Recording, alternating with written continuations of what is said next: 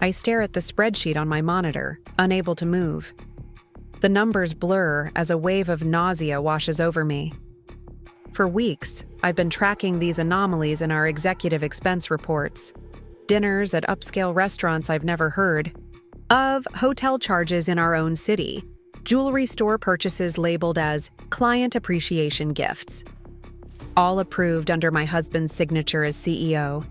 My wedding ring catches the fluorescent light as my hand hovers over the mouse. 12 years of marriage, a multi-million-dollar company we built together from nothing, and now this, a pattern. So obvious I'm ashamed I didn't see it sooner. The intercom buzzes, startling me. "Mrs. Blake? Your husband's assistant called. He's canceling dinner again tonight." I swallow hard, keeping my voice steady. "Thank you, Jennifer." My fingers type a search into our company database, pulling up the employee directory. I click on her photo. Monica Pierce, marketing director, hired 6 months ago. Young, ambitious, with a dazzling smile that's now featured in all our promotional materials. My phone buzzes with a text. I don't need to check to know it's David with some excuse, some lie. What he doesn't realize is that numbers never lie, and numbers are my language. He may be the CEO, the charismatic face of Meridian Technologies, but I'm the chief financial officer, and he's about to learn you don't steal from a company when your wife controls the books. Before we jump back in, tell us where you're tuning in from, and if this story touches you, make sure you're subscribed, because tomorrow, I've saved something extra special for you. They say you never really know someone until you see their financial records. As a financial analyst turned chief financial officer, I've lived by this truth professionally. I just never thought I'd apply it to my own marriage. My name is Sarah Blake. At 42, I've achieved what most would consider success. Co-founder and CFO of Meridian Technologies, a software company serving financial institutions with 58 employees and growing. I drive a sensible, luxury car, own a beautiful home in an upscale neighborhood, and have built a reputation for fiscal responsibility and attention to detail. I'm also married to David Blake, Meridian's charismatic CEO, whose smile has closed more deals than our entire sales team combined. For 12 years, our partnership worked brilliantly. He handled the vision and client relationships I managed, the numbers and strategy, the perfect professional and personal match. At least that's what I thought until this moment. "Sarah?" Jennifer knocks lightly on my office doorframe. My assistant has been with me for 7 years, long enough to... Read my moods. "Is everything all right? You look pale." I minimize the spreadsheet on my screen. Just reviewing the quarterly numbers, something isn't adding up. The understatement of the year. "Anything I can help with?" I shake my head. "Not at the moment." "Did David's assistant mention why he's canceling dinner?" "Emergency client meeting with Fidelity. Might run late." Jennifer checks her tablet. "That's the 3rd time this month, isn't it?" "4th, I correct automatically. The accountant in me always keeps track. After Jennifer leaves, I reopen the spreadsheet. The executive expense account shows a clear pattern that began 4 months ago, shortly after we hired Monica Pierce as our marketing director. David insisted we needed someone with her specific expertise in digital marketing. Her salary was higher than I'd recommended, but I'd trusted his judgment. Now I wonder what expertise had truly caught his attention. I click through the transactions, methodically. A $487 charge at the Grand Hotel downtown, a hotel 20 minutes from our house, 2 dinners at Giovanni's, the most expensive Italian restaurant in the city, always tables for 2, a $3,200 purchase at Ellington Jewelers coded as client appreciation gift with no client specified, each charge approved with David's digital signature. My stomach clenches as I open our calendar. Each questionable expense corresponds with evenings when David was supposedly meeting clients or working late, meetings I now suspect never happened. For a moment, I consider confronting him immediately, calling his cell, demanding answers. But the analyst in me knows better. Incomplete information leads to poor decisions. Before taking any action, I need the complete picture. I checked the time, 5:45 p.m. My canceled dinner with David would have been at 7:00. Now I have a free evening and a gnawing suspicion that won't let me go home and pretend everything is normal. I pick up my phone and text my friend Kate. Free for drinks tonight? Palmer's at 7? Her response is immediate. Absolutely. David cancel again? I don't answer, just grab my purse and laptop. Jennifer, I'm heading out. If anyone needs me, I'm available by email. The drive to Palmer's gives me time to think. David and I met at business school 14 years ago. I was the quiet, analytical type, more comfortable with spreadsheets than social events. He was everyone's favorite, effortlessly charming, with a visionary's confidence. We balanced each other perfectly. While classmates questioned why someone like David would be interested in serious, numbers-focused Sarah, I knew the answer. He needed my grounding, and I needed his ability to inspire. Together we created Meridian Technologies. My business plan, his sales pitch, my financial management, his client relationships. For 12 years, it worked beautifully. When had things changed? Had I been so focused on quarterly projections and growth metrics that I'd missed the deterioration of my own marriage?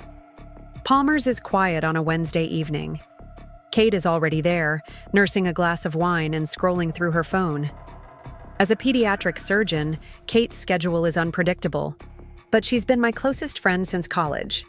She's also one of the few people who's never been charmed by David. "You look like hell," she says by way of greeting. "What happened?" I signal the bartender for a glass of Cabernet before answering. I think David is having an affair. Kate's expression doesn't change. "With the marketing director? The one with the blinding teeth in all your company photos?" I stare at her. "How did you—" "Sarah, please.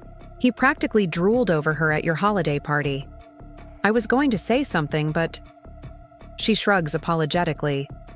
"You seemed so busy with the company expansion." The wine arrives, and I take a long sip, feeling the warmth spread through my chest. It's worse than that.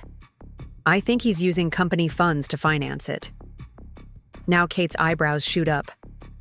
That's monumentally stupid. Preparing and narrating this story took us a lot of time, so if you are enjoying it, subscribe to our channel. It means a lot to us. Now back to the story. Doesn't he realize you're the CFO? Apparently not. I pull out my laptop and show her the spreadsheet. Hotel rooms, expensive dinners, jewelry, all on the company dime. All corresponding with nights he was supposedly working late or meeting. Clients. Kate whistles low. "What are you going to do?" "First, I need confirmation." I pull out my phone and open Instagram, searching for Monica Pierce's profile. It's public, filled with carefully curated images of sophisticated urban life. I scroll back through her recent post and stop on one from 2 weeks ago. Glass of champagne and a plate of pasta captioned, "Life's little luxuries the blessed at Giovanni's." The same night, David charged a $340 dinner for client relations. "Look," I show Kate the post. "This is the smoking gun, isn't it?" Kate studies the image, then gives me a gentle look. It's circumstantial, strong circumstantial, but still. "You're right." I close my laptop. I need more evidence before confronting him. "What about checking his personal credit card? Statements? Phone records?" Kate suggests. "We have separate cards for personal expenses. Always have. It made sense for tax purposes." The irony isn't lost on me. But the company phone records. Those I can access. Kate reaches across the table and squeezes my hand. "Sarah, before you go full forensic accountant, are you sure you want to know? Sometimes ignorance is... If he's stealing from the company to finance an affair, that's not just a marital issue," I interrupt. "We have investors, employees who depend on us. I have a fiduciary responsibility." Kate's expression softens. And what about your responsibility to yourself? What do you want, regardless of the company? The question catches me off guard. What do I want? For 12 years, what I wanted and what was best for Meridian Technologies have been so intertwined, I can barely separate them. I want the truth, I finally say. And then I'll decide what to do with it. Back at my apartment, I'm not ready to go home and face David yet. I set up my laptop on the dining room table and begin a systematic investigation. Financial analysis is my expertise, after all. I start with the company phone records, which I have legitimate access to as CFO. David's call history shows a pattern: multiple daily calls to one number that isn't saved in the company directory. A quick search confirms it belongs to Monica Pierce. Some calls lasting only a minute or two, others stretching to 45 minutes or more. Many late at night or early in the morning. Next, I cross-reference his calendar with the company car's GPS log. The luxury sedan, leased through Meridian for executive use, has a tracking system for insurance purposes. On multiple occasions, when David claimed to be meeting clients, the car was parked at a downtown address that takes me only moments to identify as Monica's apartment building. The evidence mounts, each discovery another blow. Security badge logs showing him leaving the office early on days he texted he was working late. Email exchanges with Monica that begin professionally, but gradually include inside jokes and veiled references. By midnight, I have compiled irrefutable evidence of both the affair and the financial impropriety. The total misappropriated funds, over 4 months, 27,342s. Not enough to bankrupt the company, but more than enough to constitute a serious breach of fiduciary duty. I save everything to a secure folder, then sit back, suddenly exhausted. What now?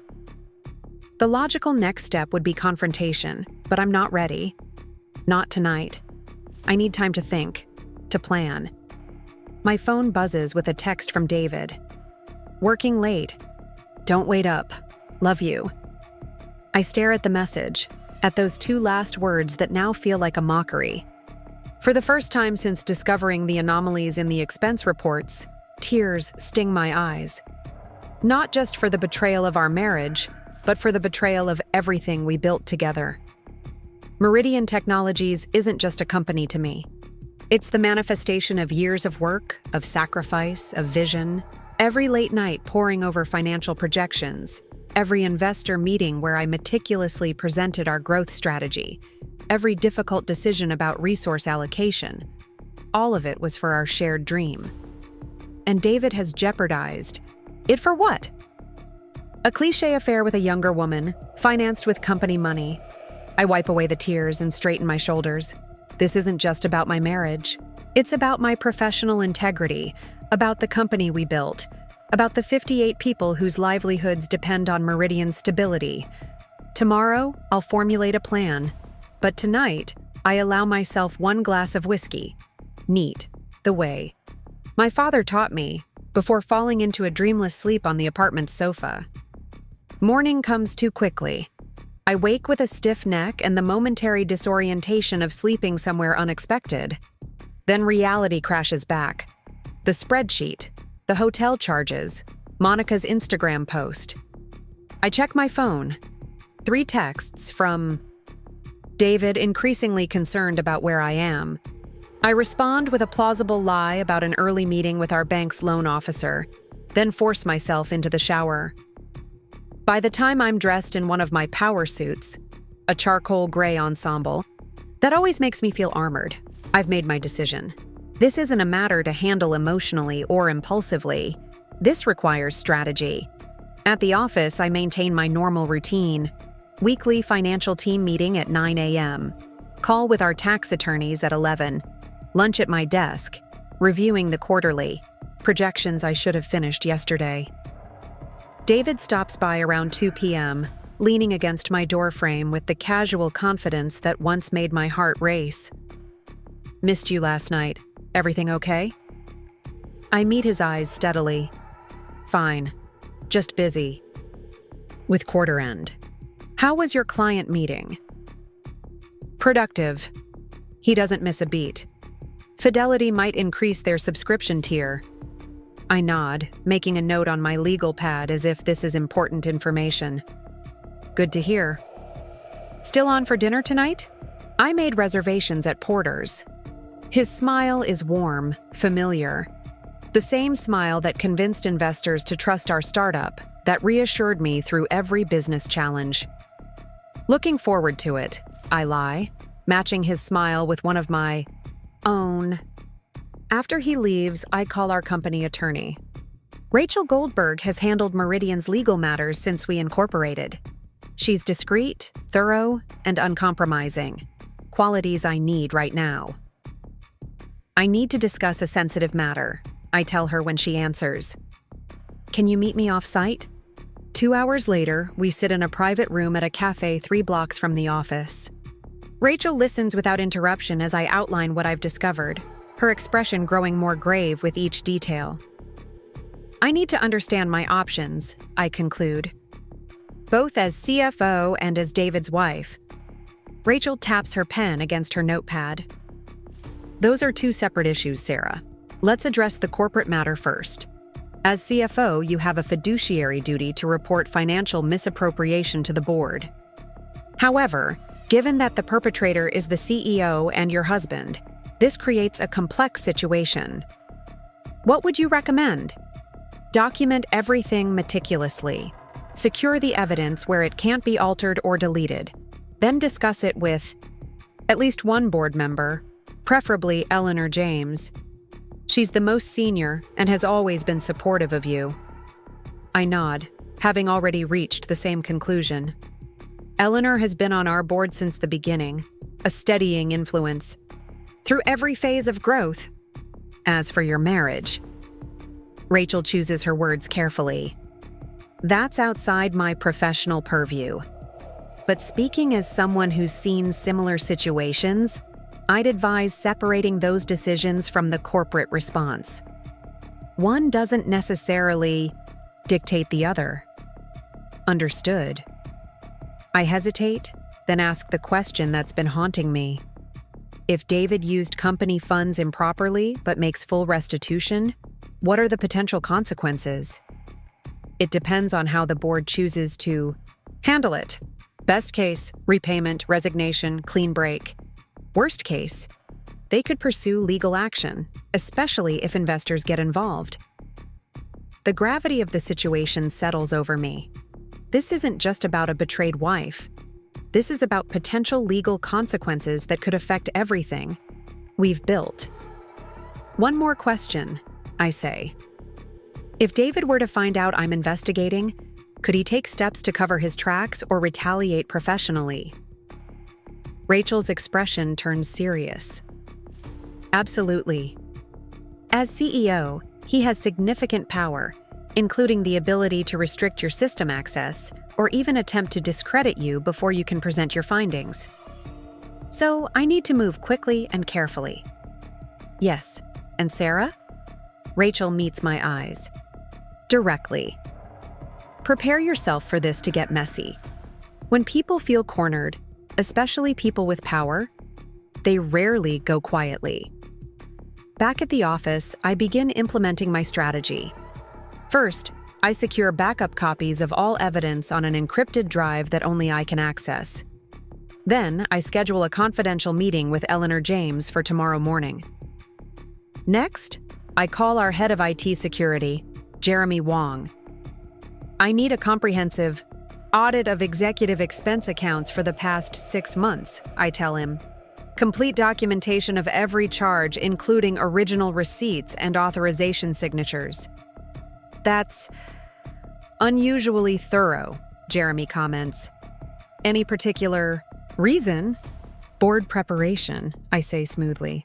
They've requested enhanced financial transparency for the upcoming meeting. It's a plausible explanation. Our investors have been pushing for more detailed reporting as we prepare for our next funding round.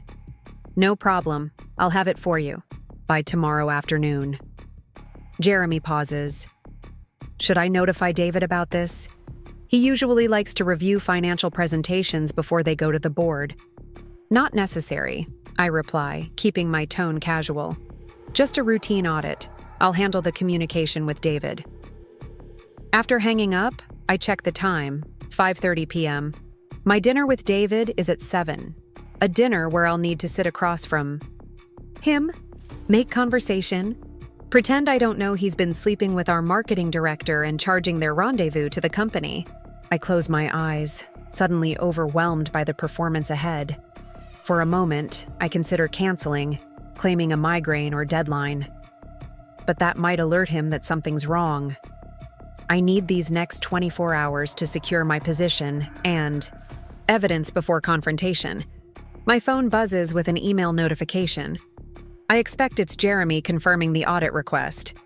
Instead, it's from our IT department. System access modification notice. My heart pounds as I open it.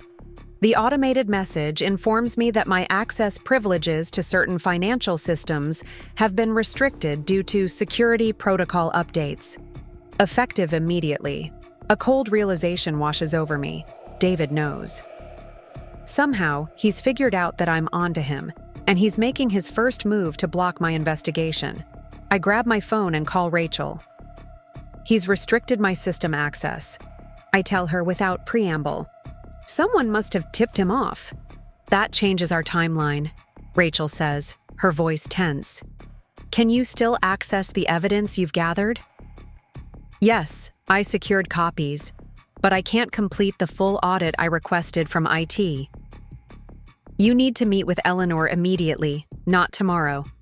And you should consider staying somewhere other than your home tonight. The suggestion startles me. You think he'd... I think when people panic, they make unpredictable choices. Better safe than sorry.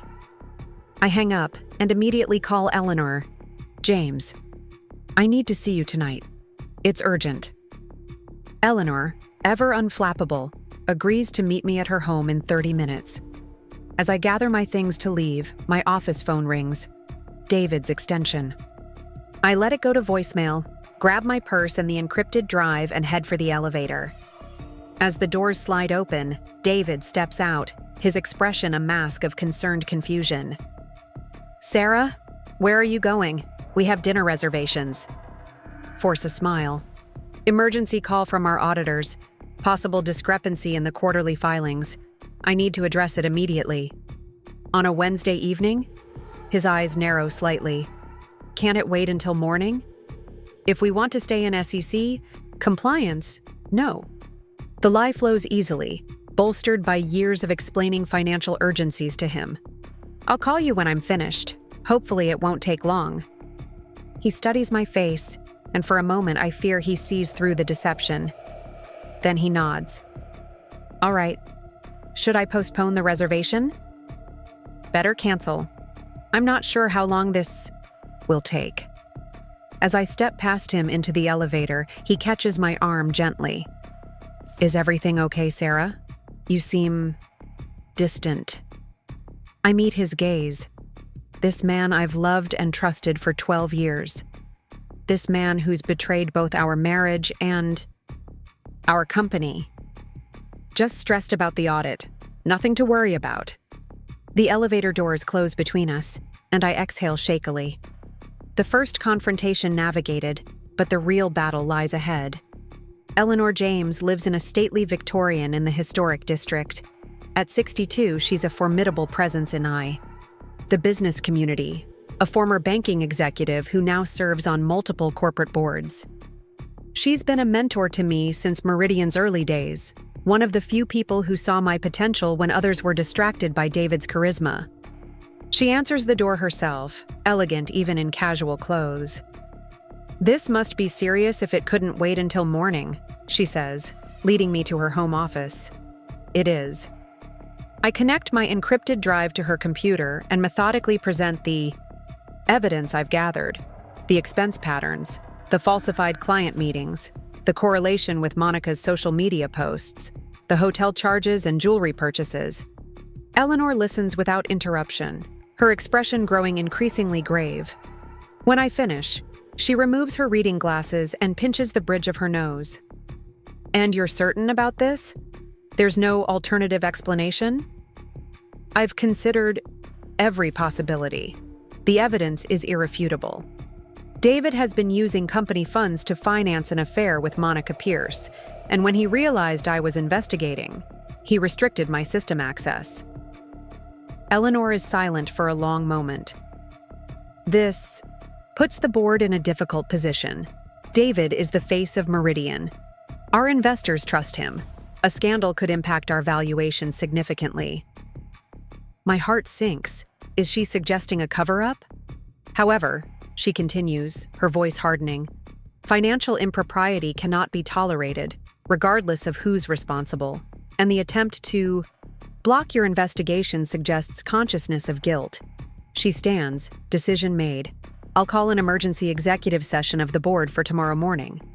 In the meantime, I'll ask our IT security to restore your system access. My authority as board chair overrides David's. Relief washes over me. Thank you, Eleanor. Don't thank me yet. This will be painful for everyone involved, including you. She gives me a searching look. Are you prepared for what comes next? Not just professionally, but personally? The question hits me with unexpected force. Am I prepared? For the potential collapse of my marriage, my company, the life I've built? I have to be, I answer finally. The alternative is to look the other way while the company I helped build is misused and my marriage is a lie. Eleanor nods, a hint of approval in her eyes. Where will you stay tonight? I have a corporate apartment downtown. We keep it for visiting executives. Good. I'll have security meet you there with a new access card for the building and systems. Get some rest, Sarah. Tomorrow we'll test you in ways you can't anticipate. As I drive to the corporate apartment, my phone buzzes repeatedly with texts and calls from David. I ignore them all. Whatever explanation or excuse he might offer, whatever manipulation he might attempt, can wait until the board meeting. Tonight, I need clarity, strength, the resolve to follow through on what I've set in motion. The apartment is impersonal, but comfortable. Neutral furnishings and generic artwork designed to offend no one. I've stayed here a few times when working too late to drive home, but never under circumstances like these. I set my laptop on the dining table and open a new document. If I'm going to present this case to the board, I need to be precise, professional, and unemotional. No matter how much I'm breaking inside. For hours I work, organizing the evidence chronologically, calculating exact amounts, documenting each instance of misappropriation. It's almost comforting, losing myself in the certainty of numbers, the clarity of financial records. This, at least, is familiar territory. Around midnight, a security guard arrives with my new access credentials, as Eleanor promised. Shortly after, my phone buzzes with a notification. My system access has been fully restored. One final text from David arrives as I'm preparing for bed. Whatever you think you know, please talk to me before doing anything. There's an explanation. I stare at the message, momentarily tempted.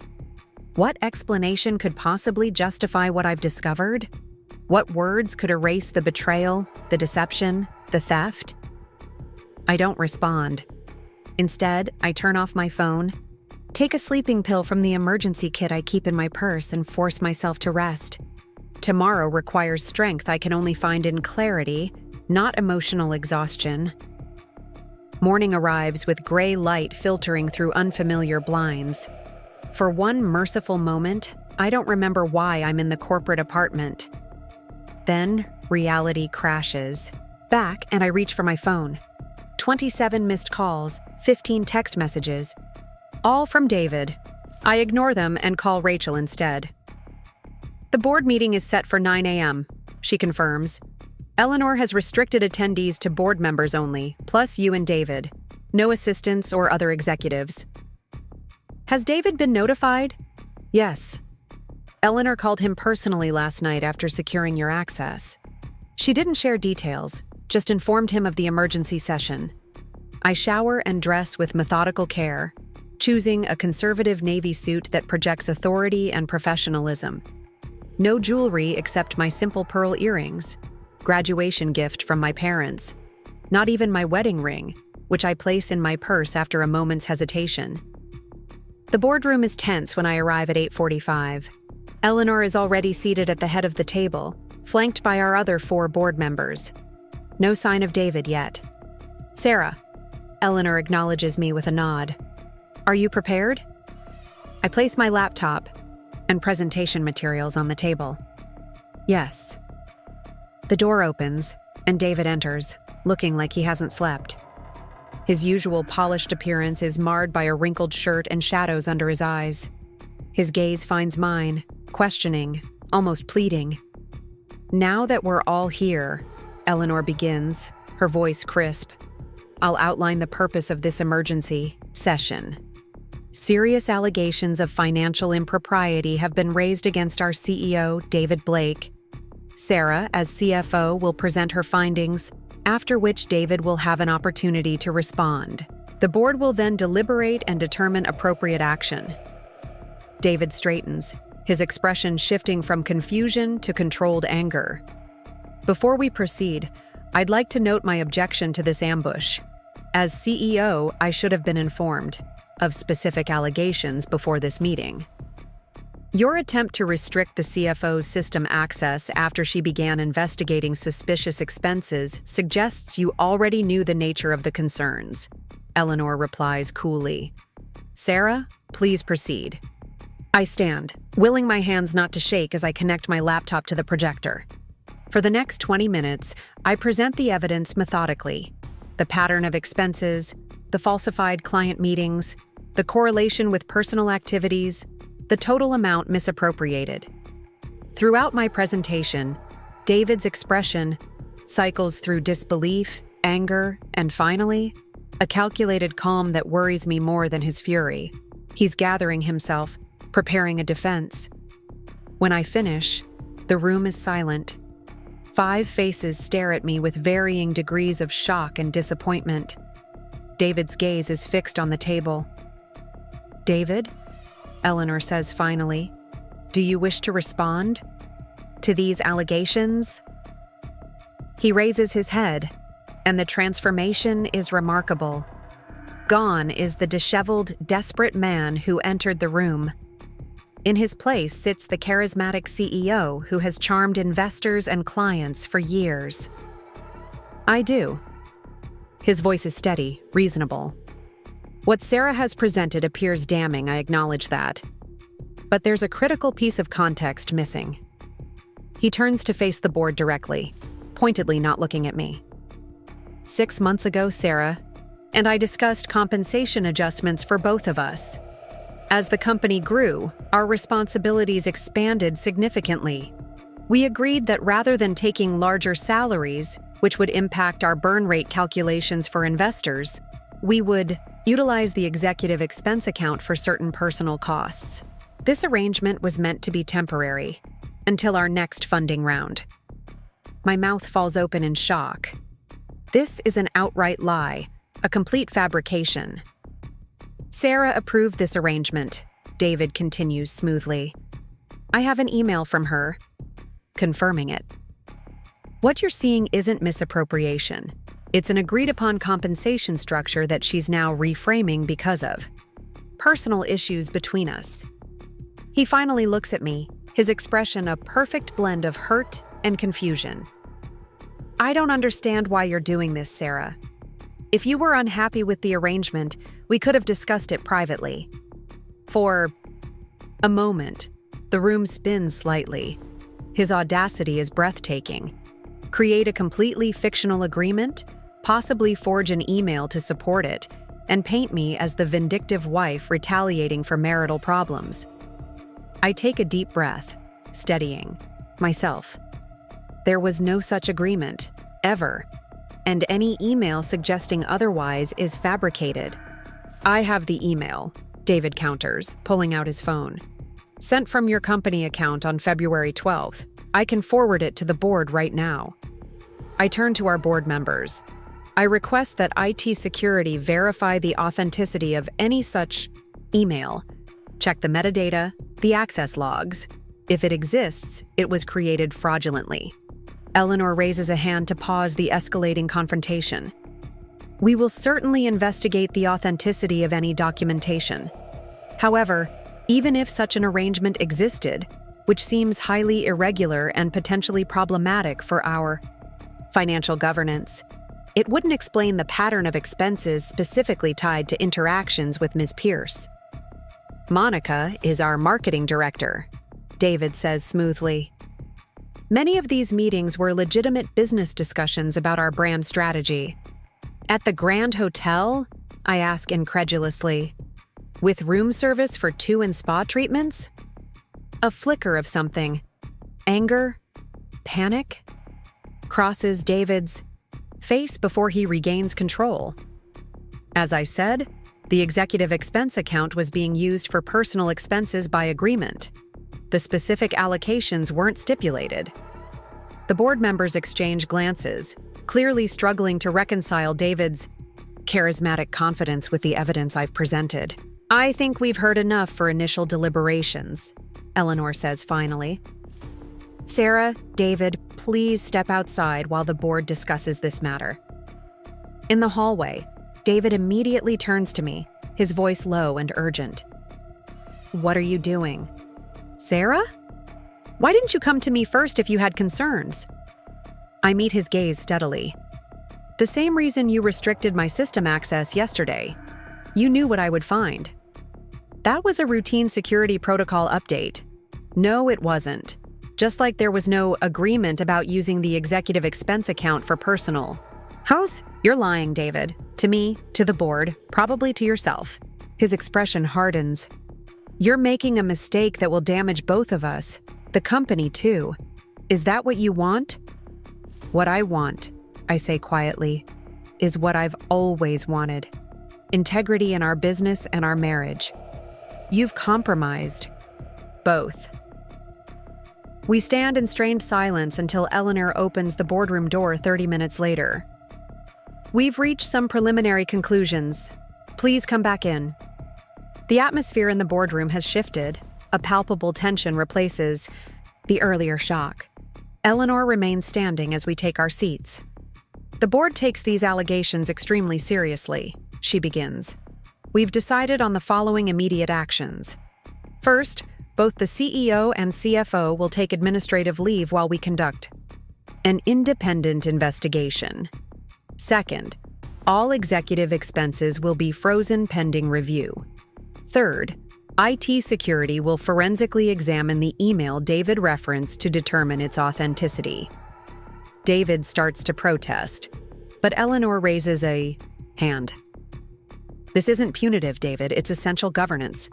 If the investigation clears you, you'll be reinstated with our apologies. If not, she doesn't finish the sentence. Who will run the company in the interim? I ask, my concern for Meridian overriding my personal turmoil. The board will appoint an interim executive team from senior management. We've already identified candidates. Eleanor turns to David. We'll need your company devices and access credentials before you leave today. The finality of her tone makes it clear. The charismatic CEO's charm has hit its limit against hard financial evidence. Whatever happens next, nothing at Meridian Technologies will be the same. As we exit the boardroom, David catches my arm. This isn't over, he says, his voice barely above a whisper. You've just destroyed everything we built together. I gently remove his hand. No, David. You did that when you decided company funds were your personal slush fund for an affair. I'm just the one who noticed the numbers didn't add up. Walking away from him toward an uncertain future for both my career and personal life, I feel an unexpected sense of lightness. For 12 years, I've built my identity around being David Blake's wife and business partner. Now I'll discover who Sarah Blake is on her own, guided by the one language that never lies to me, the irrefutable truth of numbers. The security guard escorts me from Meridian's offices, a surreal experience after 12 years of leadership. My personal belongings fit into one cardboard box: family photos, my spare pair of reading glasses, the awards I've earned throughout my career. Not much to show for building a multi-million-dollar company from the ground up. "I'll walk you to your car, Mrs. Blake," the guard says awkwardly. He's new, hired just last month. Probably never imagined his job would include escorting the CFO off the premises. "Thank you, Kevin," I reply, maintaining my professional demeanor despite the humiliation burning through me. As we reach the parking garage, I see David being escorted to his car by another guard. Our eyes meet briefly across the concrete expanse. His expression is unreadable, though I catch a flicker of something. Anger? Remorse? Calculation? Before he turns away. The drive to the corporate apartment feels endless. My phone rings repeatedly, colleagues confused by the sudden leadership vacuum, friends who've heard rumors, board members with follow-up questions. I let them all go to voicemail. Right now, I need to think. The apartment feels different in daylight, less a sanctuary and more a symbol of displacement. I set my box of belongings on the kitchen counter and stare out the window at the city. Skyline. Somewhere in those gleaming buildings, 58 employees are wondering what's happening to their company. Jobs I helped create. People whose livelihoods depend on Meridian's stability. My phone buzzes with a text from Eleanor. It's security. Confirmed the email was created yesterday, backdated to February. David's administrative credentials were used. A wave of vindication washes over me, quickly followed by fresh anger. David hadn't just betrayed our marriage and misused company funds. He'd attempted to frame me, to make it appear I'd approved his actions. The sheer calculated nature of it stuns me. How long has this manipulative stranger been living inside? The man I thought I knew? The phone rings again. Kate this time. I answer, my voice rough with unshed tears. "I just heard," she says without preamble. "Are you okay?" "Not really," I admit. "The board put us both on administrative leave, pending investigation." "Both of you? That's ridiculous. You're the one who uncovered the problem." "It's standard governance procedure." Even now, I find myself explaining corporate protocol. They need to verify everything independently, especially given David's counterclaims. Kate makes a disgusted sound. What counterclaims could possibly justify hotel rooms and jewelry? He told the board we had an agreement to use the executive expense account for personal costs as a form of additional compensation. Even fabricated an email from me authorizing it. That's diabolical. Kate pauses. "Have you been home yet?" "No, I'm staying at the corporate apartment until things settle." "Good. Don't go home without backup. Men like that, men, who can lie so convincingly, you can't predict how they'll react when cornered." Her words send a chill through me. I hadn't considered personal safety as a concern. David has never been physically threatening, but then again, I never thought he'd forge documents either. "I need some legal advice that goes beyond corporate issues," I tell her. "Do you still have that friend who specializes in divorce?" "Diane? Absolutely. I'll text you her number right now." Kate hesitates. "So, you've decided?" "Have I?" The question catches me off guard. 12 years of marriage, a life built together, but also lies, betrayal, financial misconduct, and a deliberate attempt to discredit me professionally. "I think the marriage ended before I discovered the financial discrepancies," I say finally. "I just didn't know it yet."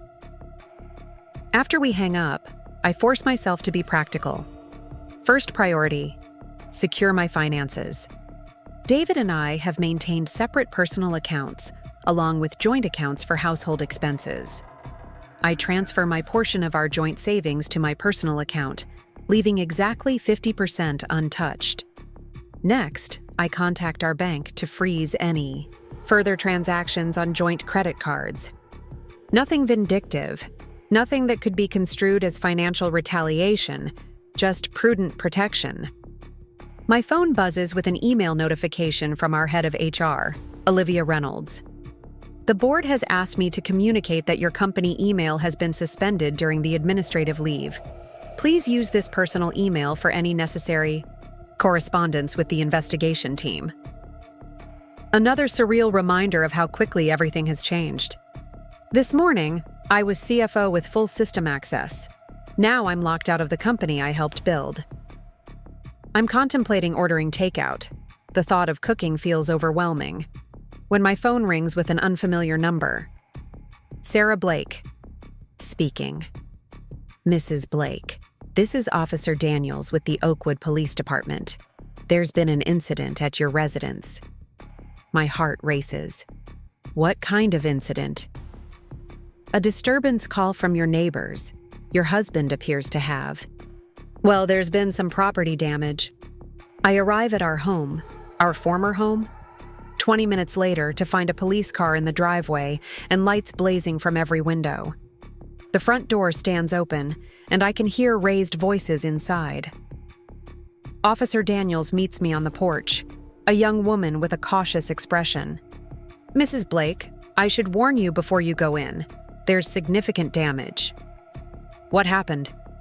Neighbors called about shouting and breaking glass. When we arrived, we found Mr. Blake in what appeared to be, well, he seemed to be having some kind of episode. I step past her into the house and freeze. The beautiful home we've created over 12 years has been transformed into a scene of deliberate destruction. Family photos smashed. The antique mirror from my grandmother shattered on the floor, couch cushions slashed open, and in the dining room, amidst the wreckage, sits David with another officer. His eyes are red, his expression dazed. When he sees me, something shifts in his face. A flash of shame quickly replaced by defiance. You did this, he says, his voice raw. You destroyed everything. The irony might be funny if it weren't so painful. I think you're handling the destruction quite well on your own. The officer beside David stands. Ma'am, your husband has had a few drinks. We were called about a disturbance, but since it's his residence as well, there's limited action we can take unless you want to file charges for the property damage. Do I? The question catches me off guard. Part of me wants consequences, accountability, but another part recognizes the broken man before me, someone whose carefully constructed facade has crumbled, revealing the insecurity beneath. I don't want to file charges, I say finally, but I'd like him to leave. I'll be staying here tonight, and I don't feel safe with him in this state. David laughs, a harsh sound without humor. You don't feel safe? You've just destroyed my career, my reputation, everything we built, and you don't feel safe? Mr. Blake, Officer Daniels says firmly, I strongly suggest you find somewhere else to stay tonight. This situation could escalate quickly, and neither of you wants that. For a moment, I think David might refuse. Then his shoulders slump. Fine. I'll get some things. I'll accompany you, the male officer says, following David upstairs. Officer Daniels turns to me once they're out of earshot. Ma'am, I don't mean to overstep, but we see these situations often. Whatever's happened between you, this level of property destruction suggests significant anger issues. I'd recommend changing your locks and considering a restraining order. I look around at our destroyed living room, the wedding photos smashed, the bookcases toppled, the deliberate pattern of devastation. Thank you. I'll consider it. 20 minutes later, David leaves with a suitcase, escorted by the officers. He doesn't look at me or speak. After the police cars pull away, I close and lock the door, then sink onto the one undamaged chair in the living room. Surrounded by the wreckage of my marriage, both literally and figuratively, I allow myself to cry for the first time since discovering the financial discrepancies. Not delicate tears, but ugly, wrenching sobs that leave me gasping for breath. I cry for the years invested, for the dreams we shared, for the future I thought was secure. Most of all, I cry for the woman who trusted so completely, who never imagined her husband capable of such calculated betrayal. When the tears finally subside, I feel emptied but oddly clear-headed. I survey the destruction with a practical eye, mentally cataloging what can be salvaged and what must be replaced. Then I take out my phone and make 2 calls. First to a locksmith for an emergency service, then to Kate. "I need a favor," I tell her. "Can you come help me clean up a mess?" Kate arrives with reinforcements, her sister Megan and our mutual friend Jess, both carrying cleaning supplies and bottles of wine. "Oh my God!" Megan gasps when she sees the state of the house. "Did a tornado hit?" "Category 5 Hurricane David," I reply, attempting humor despite everything. He didn't take the administrative leave well. The 3 of them exchange glances, a silent communication passing between them. Then Jess rolls up her sleeves. "Right. Where do we start?" For the next several hours, we work methodically through the chaos. Broken glass swept up, salvageable items sorted from destroyed ones, family photos carefully removed from shattered frames. The physical labor is oddly therapeutic, a tangible way to begin reclaiming control. "What's the plan now?" Kate asks as we take a break in the kitchen, the only room David left untouched. "With the company, I mean." I sip my wine, considering. "The investigation will take a week or 2. They'll verify the evidence, interview Monica, review all financial records. If everything confirms what I've presented, David will likely be terminated for cause. And you? Best case? I'm reinstated as CFO. Worst case? The board decides the company needs a fresh start with leadership untainted by scandal." "That's not fair," Jess protests. "You're the one who exposed the problem." "Corporate governance isn't always about fairness," I explain. "It's about stability, investor confidence, public perception. Right now, the Meridian Technologies brand is associated with a financial scandal involving both its CEO and CFO. The board might decide a clean slate is the safest approach." The locksmith arrives, interrupting our conversation. As he changes, "The locks?" I'm struck by the symbolism, securing my home against the person I once trusted most. He provides me with new keys and a reinforced deadbolt, along with a sympathetic glance at the destruction still visible in the living room. After my friends leave, promising to return tomorrow to help with more cleanup, I stand in the foyer of my newly secured home and confront the most pressing question. What now? The administrative leave could last weeks. I have savings, but my identity has been so intertwined with Meridian that the separation feels like losing a limb. For 12 years, I've been Sarah Blake, CFO and co-founder. Without that role, who am I? My phone pings with a text from Rachel, our company attorney. Initial review confirms all your evidence. Board meeting tomorrow to discuss next steps. We'll update you after. At least the truth is emerging. Small comfort as I look at the destruction around me, but something to hold on to. I make my way upstairs to the master bedroom, half expecting to find more damage. Instead, the room is untouched except for open drawers and closet doors from David's hasty packing. Our bed, the one we chose together after months of debating firmness levels, looks exactly as it did this morning when I left for work, unaware my life was about to implode. I can't bring myself to sleep there.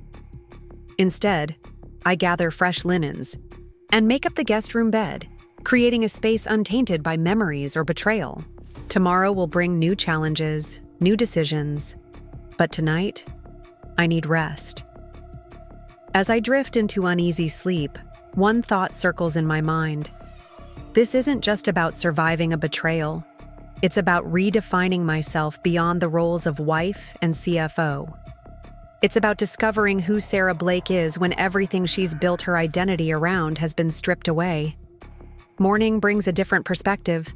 Sunlight streams through the guest room windows, illuminating dust motes dancing in the air. For a moment, I lie still, appreciating the simple beauty of light and shadow. Then reality reasserts itself as my phone buzzes with a notification. An email from Eleanor. Investigation progressing quickly. Monica Pierce interviewed yesterday. Confirmed the affair and improper use of funds. Board meeting at 2 p.m. We'll call you after. So, Monica is cooperating. Not surprising, given the evidence. She's young, ambitious, probably trying to salvage her own career by distancing herself from David's actions. I force myself out of bed and into the shower, letting hot water wash away the residual heaviness from yesterday's emotional storm. As I dress in casual clothes, strange not to be selecting a business suit for the first time in years, I feel oddly lightened. The worst has happened. My marriage is over, my professional future uncertain, and yet, I'm still standing. Downstairs, the destruction looks somewhat less overwhelming in daylight. I make coffee and toast, then create a systematic plan for restoration. Insurance will cover the property damage once I file a claim. Some items are irreplaceable. My grandmother's mirror, certain family photographs, but most can be repaired or replaced. I'm cataloging damaged items for the insurance claim when my phone rings, a number I don't recognize. Sarah Blake, speaking. Mrs. Blake, this is Diane Levinson. Kate mentioned you might need legal counsel regarding a divorce. Direct and to the point. I appreciate that. Yes, though my situation is somewhat complicated by concurrent professional issues. Kate briefed me on the basics. Financial impropriety at your company, suspected affair, administrative leave for both of you pending investigation. Her tone is matter of fact, not judgmental. When would you like to meet? We schedule a consultation for later that afternoon. As I hang up, another call comes through. Eleanor. The board meeting was moved up, she says without preamble. I just left. I wanted you to hear the decisions before the official communication goes out. My heart pounds. Go ahead. David has been terminated for cause, effective immediately. The evidence was irrefutable, especially after Monica's testimony and IT's confirmation of the forged email. I exhale slowly. And my position? Eleanor hesitates. That's more complicated. The board recognizes your integrity in bringing this to light. They also acknowledge your financial leadership has been exemplary. However, they're concerned about stability and public perception. I finish for her. Yes, they're offering you a choice. Return as CFO under enhanced oversight temporarily, or accept a generous severance package. The fact that severance is even on the table stings. Enhanced oversight sounds like I'd be returning with clipped wings, a CFO who must double-check every decision with the board. Not the trusted leadership role I've earned over 12 years. What would you do? I ask, valuing Eleanor's judgment. She sighs. Honestly, if you have the financial cushion to consider options, I might take the severance. Use it as a clean break to start fresh somewhere your reputation isn't tangled with this scandal. Your skills are valuable, Sarah. Other companies would be fortunate to have you. Her words echo my own midnight thoughts about redefining myself. Perhaps this is the universe forcing a decision I might not have made otherwise. I'll need time to consider the options. Of course, they're preparing formal documentation for both scenarios. You'll have official notice by tomorrow. After hanging up, I stand at my kitchen window, watching birds at the feeder in my backyard. Such simple, uncomplicated lives. Find food, build nests, raise young. No betrayals, no corporate politics, no redefinition of identity. My consultation with Diane Levinson proves enlightening. Her office is sleek but comfortable, with credentials displayed tastefully on walls painted a calming blue-gray. Given the circumstances, she says after I've outlined the situation, you're in a relatively strong position for divorce proceedings. Financial misconduct that impacts marital assets generally works in favor of the wronged spouse. I'm not looking to punish David, I clarify. I just want a fair division and clean break. Diane nods approvingly. That's refreshingly reasonable, though I should warn you that your husband may not share that perspective, especially given his recent behavior. You mean destroying our house? That, plus his attempt to discredit you professionally. It suggests someone who lashes out when cornered. She makes a note in her legal pad. Have you considered a restraining order? The question takes me aback. I've changed the locks, but I hadn't thought beyond that. He's never been physically violent. Property destruction often precedes other forms of aggression, Diane says carefully. I'm not trying to frighten you, but in my experience, it's better to have protections in place and not need them than to be caught unprepared. Her words echo Officer Daniel's warning. Perhaps I'm being naive in assuming David's anger will remain directed at objects rather than me. What would the restraining order process entail? As Diane outlines the procedure, my phone buzzes with another email from Eleanor. Official notice being prepared. Also, be aware that David has hired Patricia Winters as counsel. I inhale, sharply, earning a questioning look from Diane. My husband has apparently retained Patricia Winters, I explain. Diane's expression shifts. That's aggressive. Patricia has a reputation for scorched earth divorce tactics. If he's hired her, he's not planning an amicable separation. A cold weight settles in my stomach. David isn't just angry. He's declaring war. First, the house destruction. Now employing an attorney known for ruthless tactics. The man I married, the man I thought I knew, seems determined to punish me for exposing his misconduct. I think I'd like to proceed with both the divorce filing and the restraining. Order, I tell Diane, my resolve hardening, and I need your honest assessment. How ugly could this get? Diane closes her notebook, meeting my eyes directly. With Patricia involved and given your husband's recent behavior, prepare for an extended battle. They'll likely challenge everything. Property division, your right to company assets, possibly even attempt to paint you as unstable or vindictive. But that's absurd. The company investigation is confirming my allegations. Divorce proceedings and corporate investigations operate in different spheres. What's proven in one doesn't automatically transfer to the other. Diane's expression softens slightly. I don't say this to discourage you, but to ensure you're prepared. This will be challenging, but with proper documentation and strategy, we can protect your interests. I leave Diane's office with a mixture of dread and determination. The path ahead looks rougher than I'd anticipated, but at least I'm not walking it blindly. Back at home, I continue cataloging damaged items, creating order from chaos. The methodical task helps quiet my racing thoughts. When my phone rings again, Kate checking in, I welcome the distraction. The board is offering me a choice, I tell her. Return as CFO under enhanced oversight or take a severance package. Enhanced oversight sounds like a demotion in disguise, Kate observes, echoing my own thoughts. That's how I interpreted it too. And apparently David has hired Patricia Winters for the divorce. Kate's sharp intake of breath tells me she recognizes the name. That's Snake. He's really going for maximum damage, isn't he? It seems that way. What are you going to do? The question hangs between us. About the job offer, about the divorce, about rebuilding my life from these shattered pieces. I'm leaning toward taking the severance, I admit. Start fresh somewhere I'm not known as the CFO whose husband embezzled company funds for his affair. You shouldn't have to be the one starting over, Kate protests. You didn't do anything wrong. It's not about right or wrong anymore. It's about what gives me the best foundation to rebuild. I survey the half-cleaned living room, oddly calm despite everything. I think I need to step away from Meridian completely.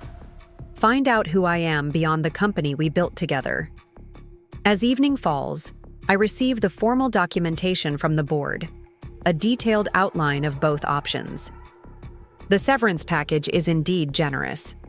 1 year's salary plus benefits, accelerated vesting of stock options, and a carefully worded letter of recommendation that acknowledges my integrity in financial governance without specifically mentioning the circumstances of my departure. The alternative, returning as CFO, comes with so many oversight provisions and restrictions that it barely resembles my former role. Quarterly audits of all my financial decisions. Board approval required for any expenditure over $10,000. A mentor relationship with a board-appointed financial consultant. The message is clear. We don't quite trust you anymore, even though you did the right thing.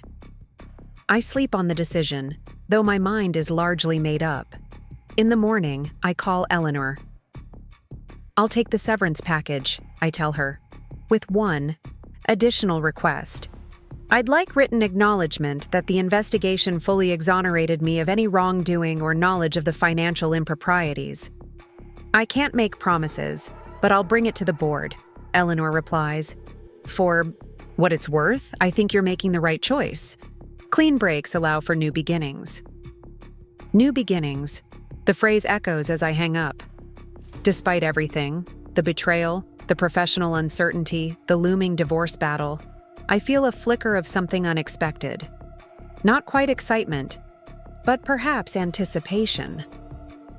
For the first time in 12 years, my future is entirely uncharted.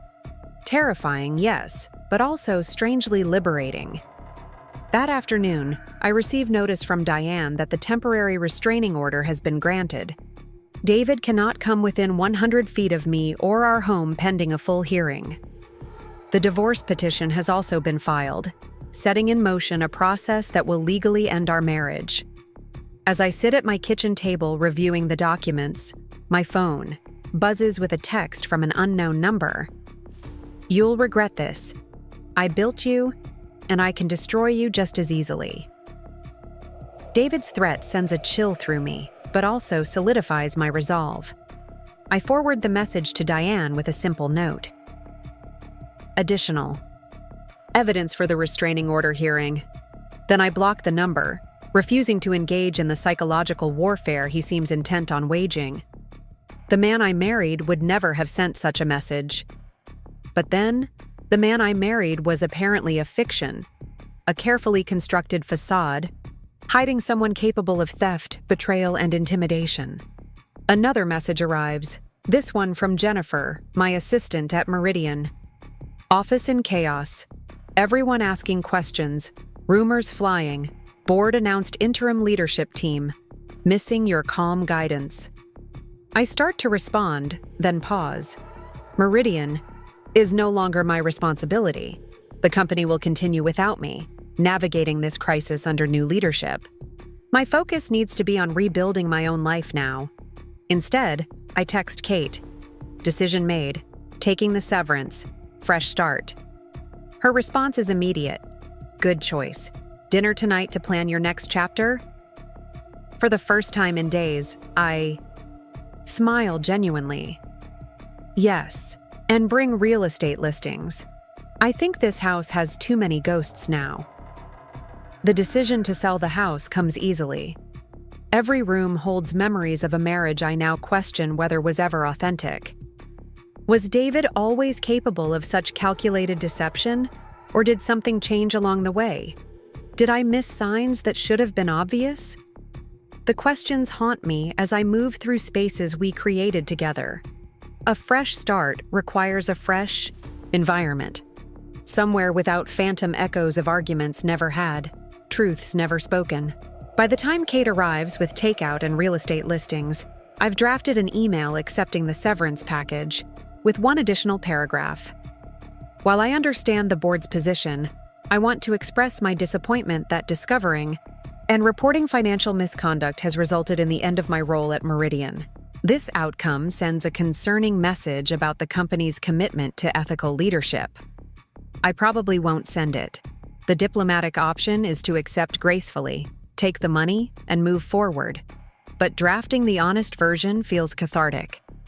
An acknowledgement to myself, if no one else, that the situation isn't fair. "I brought options," Kate announces, spreading listing sheets across my newly cleared dining table. "Condos downtown, small houses in the suburbs, even a cottage near the lake if you want to go completely off-grid." "I'm not sure I'm ready for hermit life just yet," I reply, sorting through the listings. "But I do like the idea of something completely different from this place." We review properties between bites of Thai food, the simple normalcy of the activity soothing after days of turmoil. Kate deliberately keeps the conversation light, focusing on future possibilities rather than recent wounds. "Have you thought about what's next professionally?" she asks eventually. "After the dust settles, I mean. The question is one I've been circling since the administrative leave began. I'm not sure yet. My skills are transferable. Another CFO position would be the obvious path. But part of me wonders if this is an opportunity to try something completely different." "Like what?"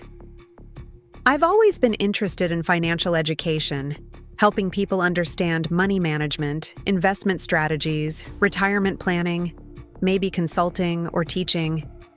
I shrug. It's just a thought. Right now, I need to focus on stabilizing my personal life before making major career decisions. Kate reaches across the table and squeezes my hand. "Whatever you decide, you're going to be fine. Better than fine. You're brilliant, ethical, and resilient. Those qualities matter more than any temporary setback." Her confidence warms me.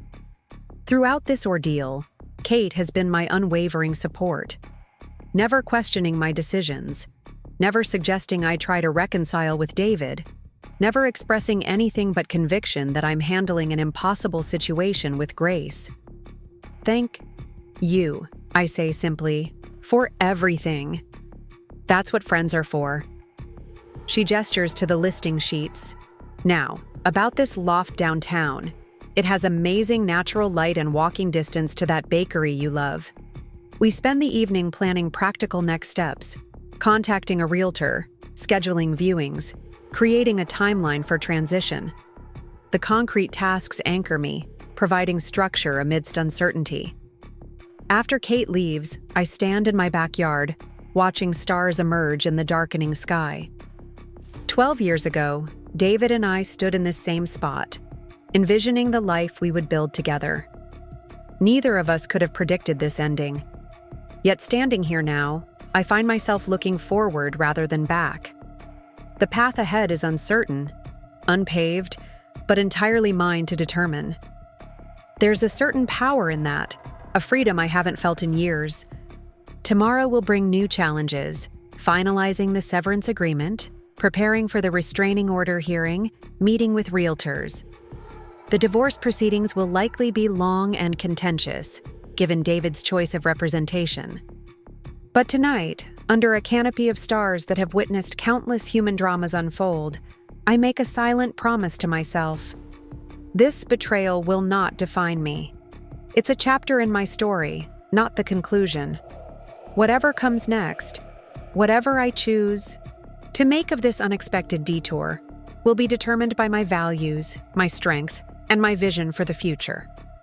The woman who emerges from this crucible may not resemble the Sarah Blake who confidently led Meridian's financial strategy.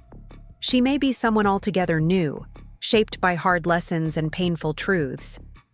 But she will be authentic, resilient, and, ultimately, I believe, happier for having faced these truths rather than living a comfortable lie. With that thought, I turn back toward the house, a temporary shelter on this journey of redefinition. Tomorrow is another day in this new, uncharted life. Another opportunity to discover who Sarah Blake really is, beyond the roles and relationships that have defined her until now. The realtor's voice echoes in the empty living room, bouncing off bare walls where family photos once hung. The market is hot right now, especially in this neighborhood. With minimal staging, we could list by next week. I nod, surveying the space that no longer feels like mine. 3 weeks have passed since the night David destroyed our home in a rage. The physical damage has been repaired, new furniture ordered, walls repainted, broken items replaced, but the emotional landscape remains altered beyond recognition. "What do you think we should list at?" I ask, mentally calculating what half the proceeds might mean for my fresh start. Andrea, the realtor Kate recommended, consults her tablet. "Given recent comps and your renovations last year, I'd suggest $875,000. We'll likely see multiple offers above that in this market." Oh. The figure startles me. When David and I purchased this house 10 years ago, we paid just under $500,000. The equity we've built represents a significant portion of our marital assets. Assets now subject to division through increasingly contentious divorce proceedings. My attorney mentioned we'll need court approval for the sale since it's part of the divorce, I explain. "Will that complicate things?" Andrea shakes her head.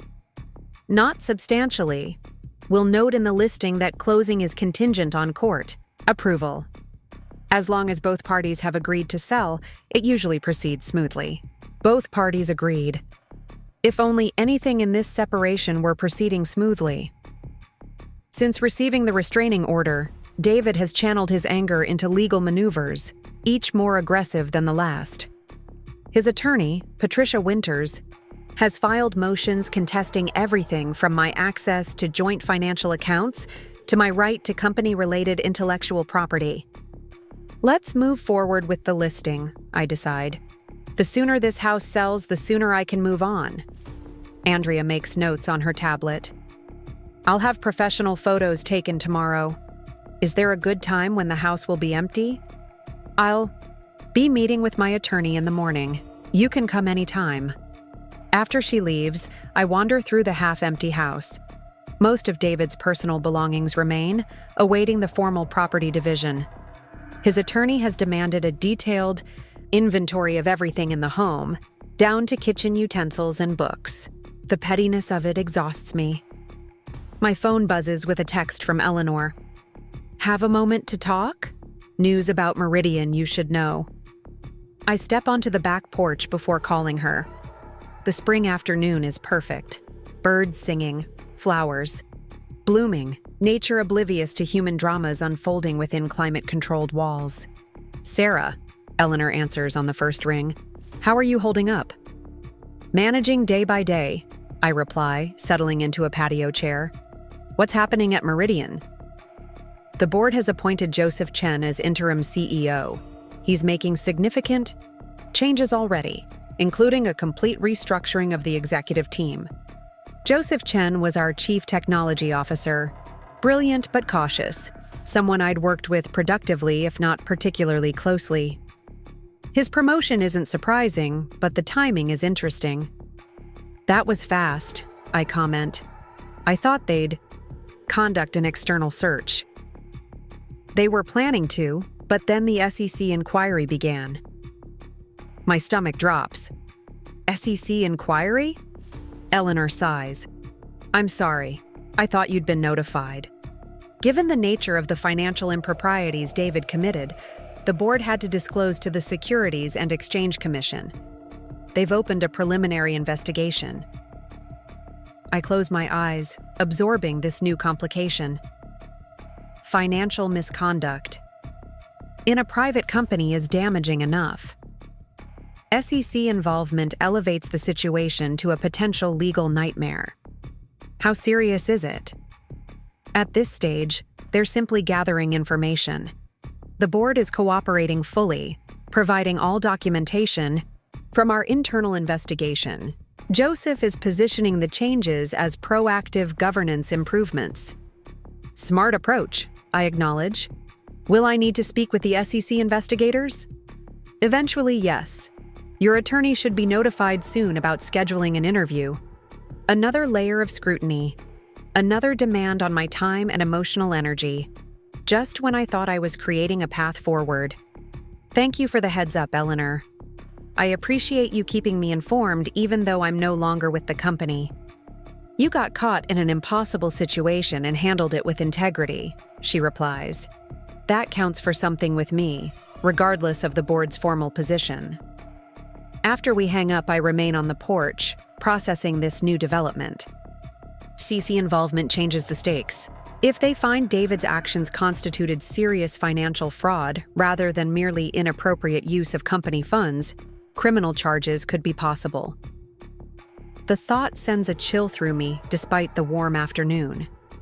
Criminal charges would escalate an already difficult situation to another level entirely. More media attention, more legal complexities, more disruption to the future I'm trying to rebuild. My phone buzzes again, this time with an email from Diane, my divorce attorney. Court date confirmed for temporary support hearing. Also, opposing counsel has requested your presence at a deposition next Tuesday regarding Meridian Technologies. Assets and intellectual property. Please call to discuss preparation. The walls of my new life seem to be closing in from all sides. The divorce proceedings, the house sale, the SEC investigation, deposition requests. Each demands attention. Preparation, emotional energy I'm not sure I possess. I tap out a quick reply to Diane confirming I'll call tomorrow, then do something I haven't allowed myself in weeks. I close my eyes and simply breathe. In through the nose, out through the mouth. A basic meditation technique Kate suggested for managing acute stress. The simple act of focused breathing creates a small pocket of calm in the storm of my circumstances. For 5 minutes, I think of nothing but the sensation of air filling and leaving my lungs. Not David's betrayal, not financial investigations, not legal maneuvers, just breath. When I open my eyes, the problems remain, but my capacity to face them feels marginally restored. One challenge at a time, one day at a time, one breath at a time if necessary. My phone rings again, Kate checking in, as she does reliably every evening. "I've just left a patient," she says when I answer. "Want company for dinner? I can pick up that pasta you like from Giovanni's." The mention of Giovanni's, the restaurant where David took Monica, where this whole unraveling began, causes a fleeting pang. But the desire for friendly company outweighs the association. That would be wonderful. And Kate? The SEC is now investigating Meridian. "Well, shit," she says succinctly. "I'll bring wine too." An hour later, we sit at my kitchen island, the only dining surface remaining after David's destruction of our formal dining set. The pasta is delicious, the wine necessary, and Kate's steady presence more valuable than either. Eleanor thinks I'll be called to testify, I explain between bites. And David's attorney wants to depose me about company intellectual property. Kate refills our wine glasses. They're grasping at straws. What intellectual property could you possibly have that isn't already Meridian's? It's a fishing expedition. They're hoping I downloaded confidential documents or took proprietary information when I left. I twist pasta around my fork without eating it. The irony is I was scrupulously careful not to take anything except my personal items. I even returned my company phone factory reset. Meanwhile, David was using company money to buy jewelry for his girlfriend, Kate observes dryly. The audacity of men never ceases to amaze me. I finally take the bite of pasta, savoring the simple pleasure of good food. His attorney is trying to paint me as vindictive, claiming I manufactured the financial evidence to retaliate after discovering the affair. But the company investigation confirmed everything, right? Completely. Which is why they're pivoting to intellectual property claims and trying to limit my share of marital assets. I set down my fork, appetite fading. David texted again today from a new number, said I'd never work in finance again when he's finished. Kate's expression hardens.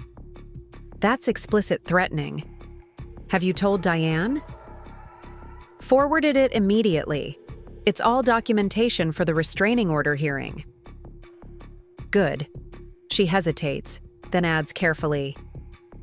Have you considered personal security?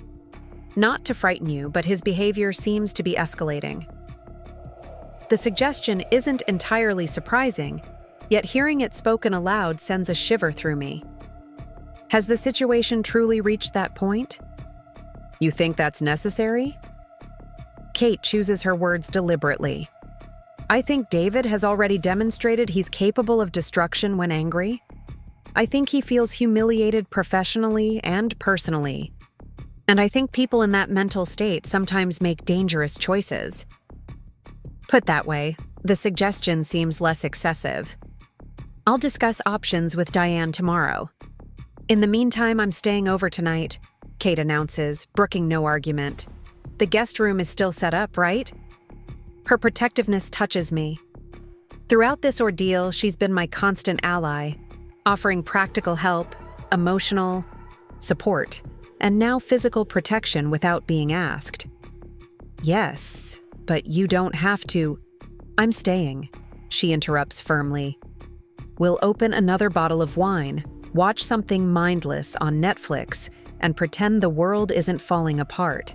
For a few hours. Doctor's orders. For the first time in days, I smile genuinely. Well, if it's doctor's orders. Later, halfway through a romantic comedy neither of us is fully watching, Kate turns to me with unexpected seriousness.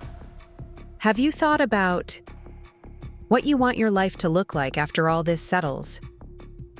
The question catches me off guard. I've been so focused on navigating immediate challenges, the divorce, the house sale, the legal complications, that I've hardly considered the shape of my future beyond them. Not in detail, I admit.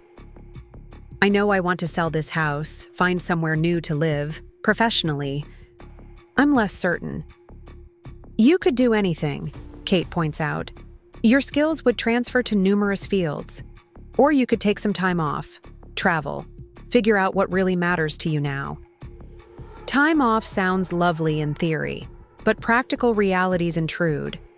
I'll need income eventually, especially if the divorce drags on or David succeeds in limiting my settlement. Kate nods thoughtfully. What about teaching? You've mentioned enjoying the mentorship aspects of your work before. Maybe. The idea has appeal, shaping young financial minds without the pressure of corporate performance metrics.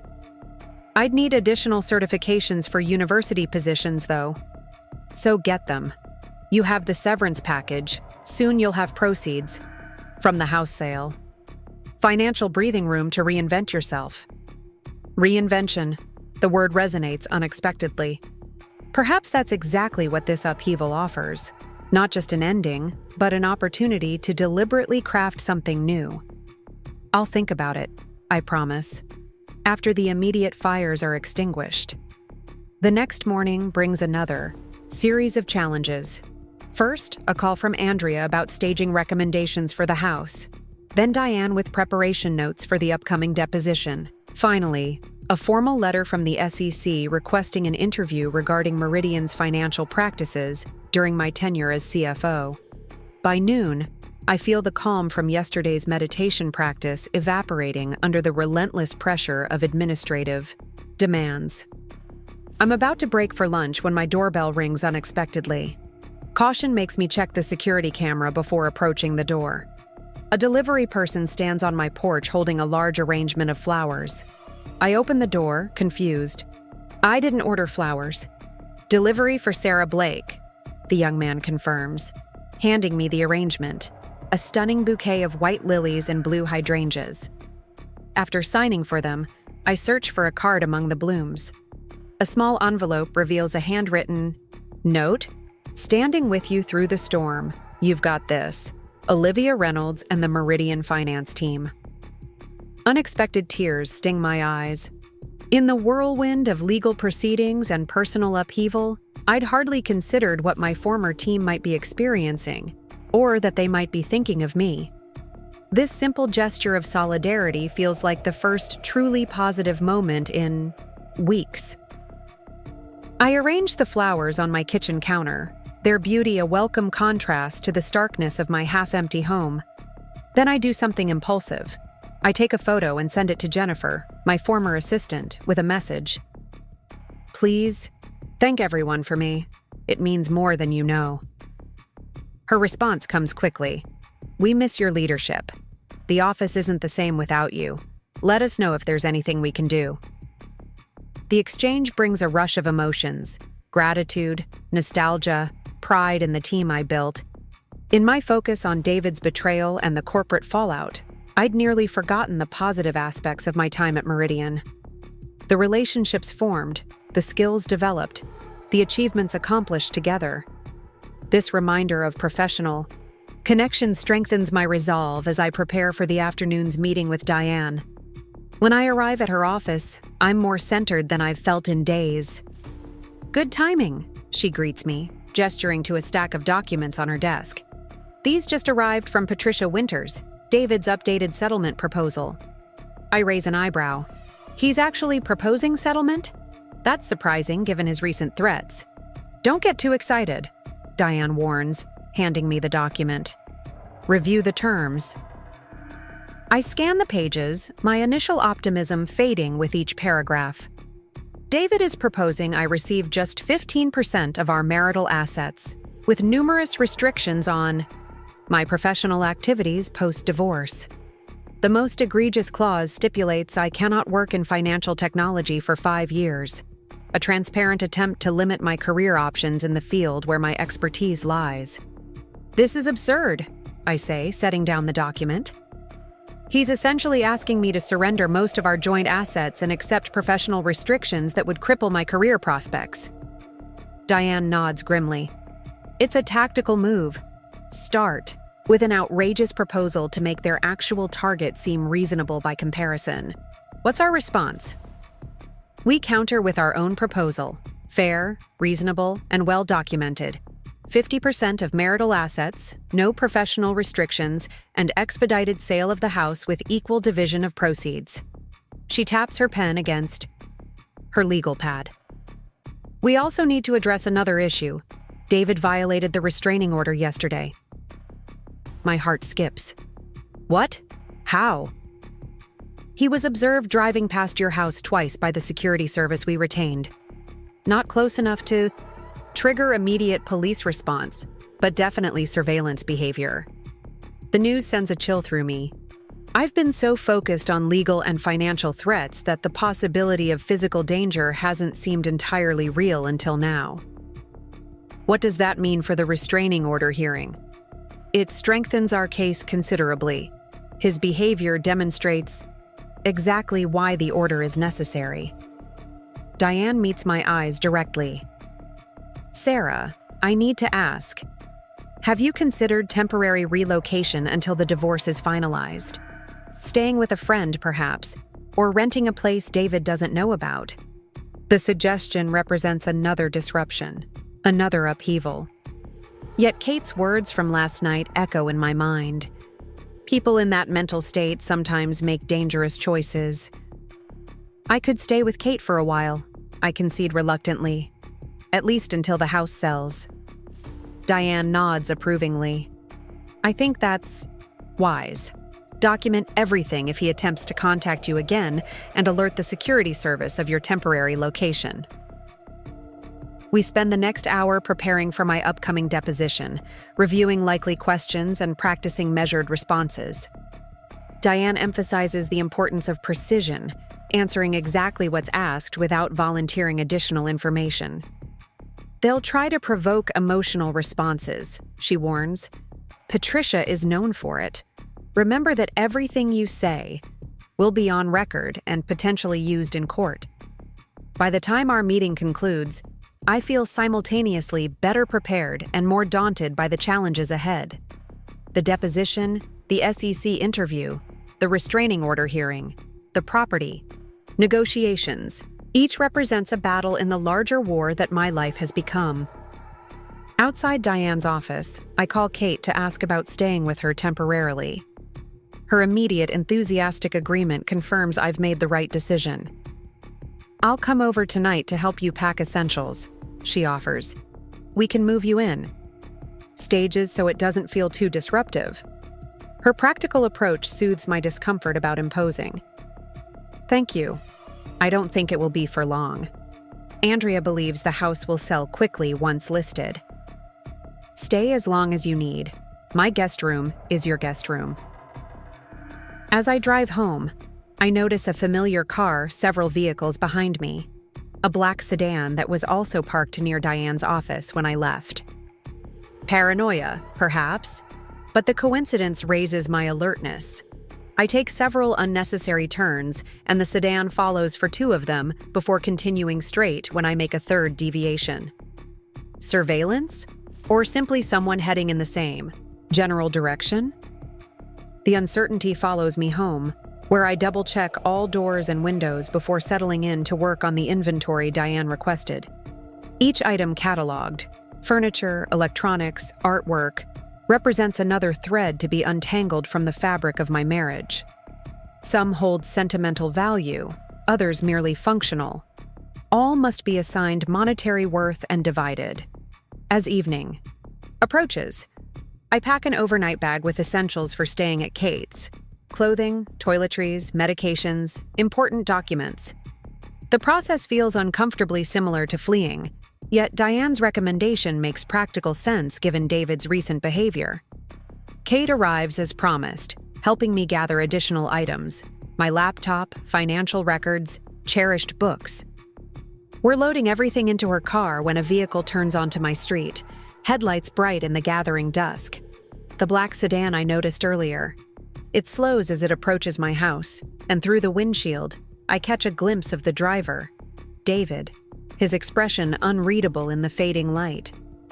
Kate steps protectively closer to me as the car continues past without stopping, accelerating at the end of the street.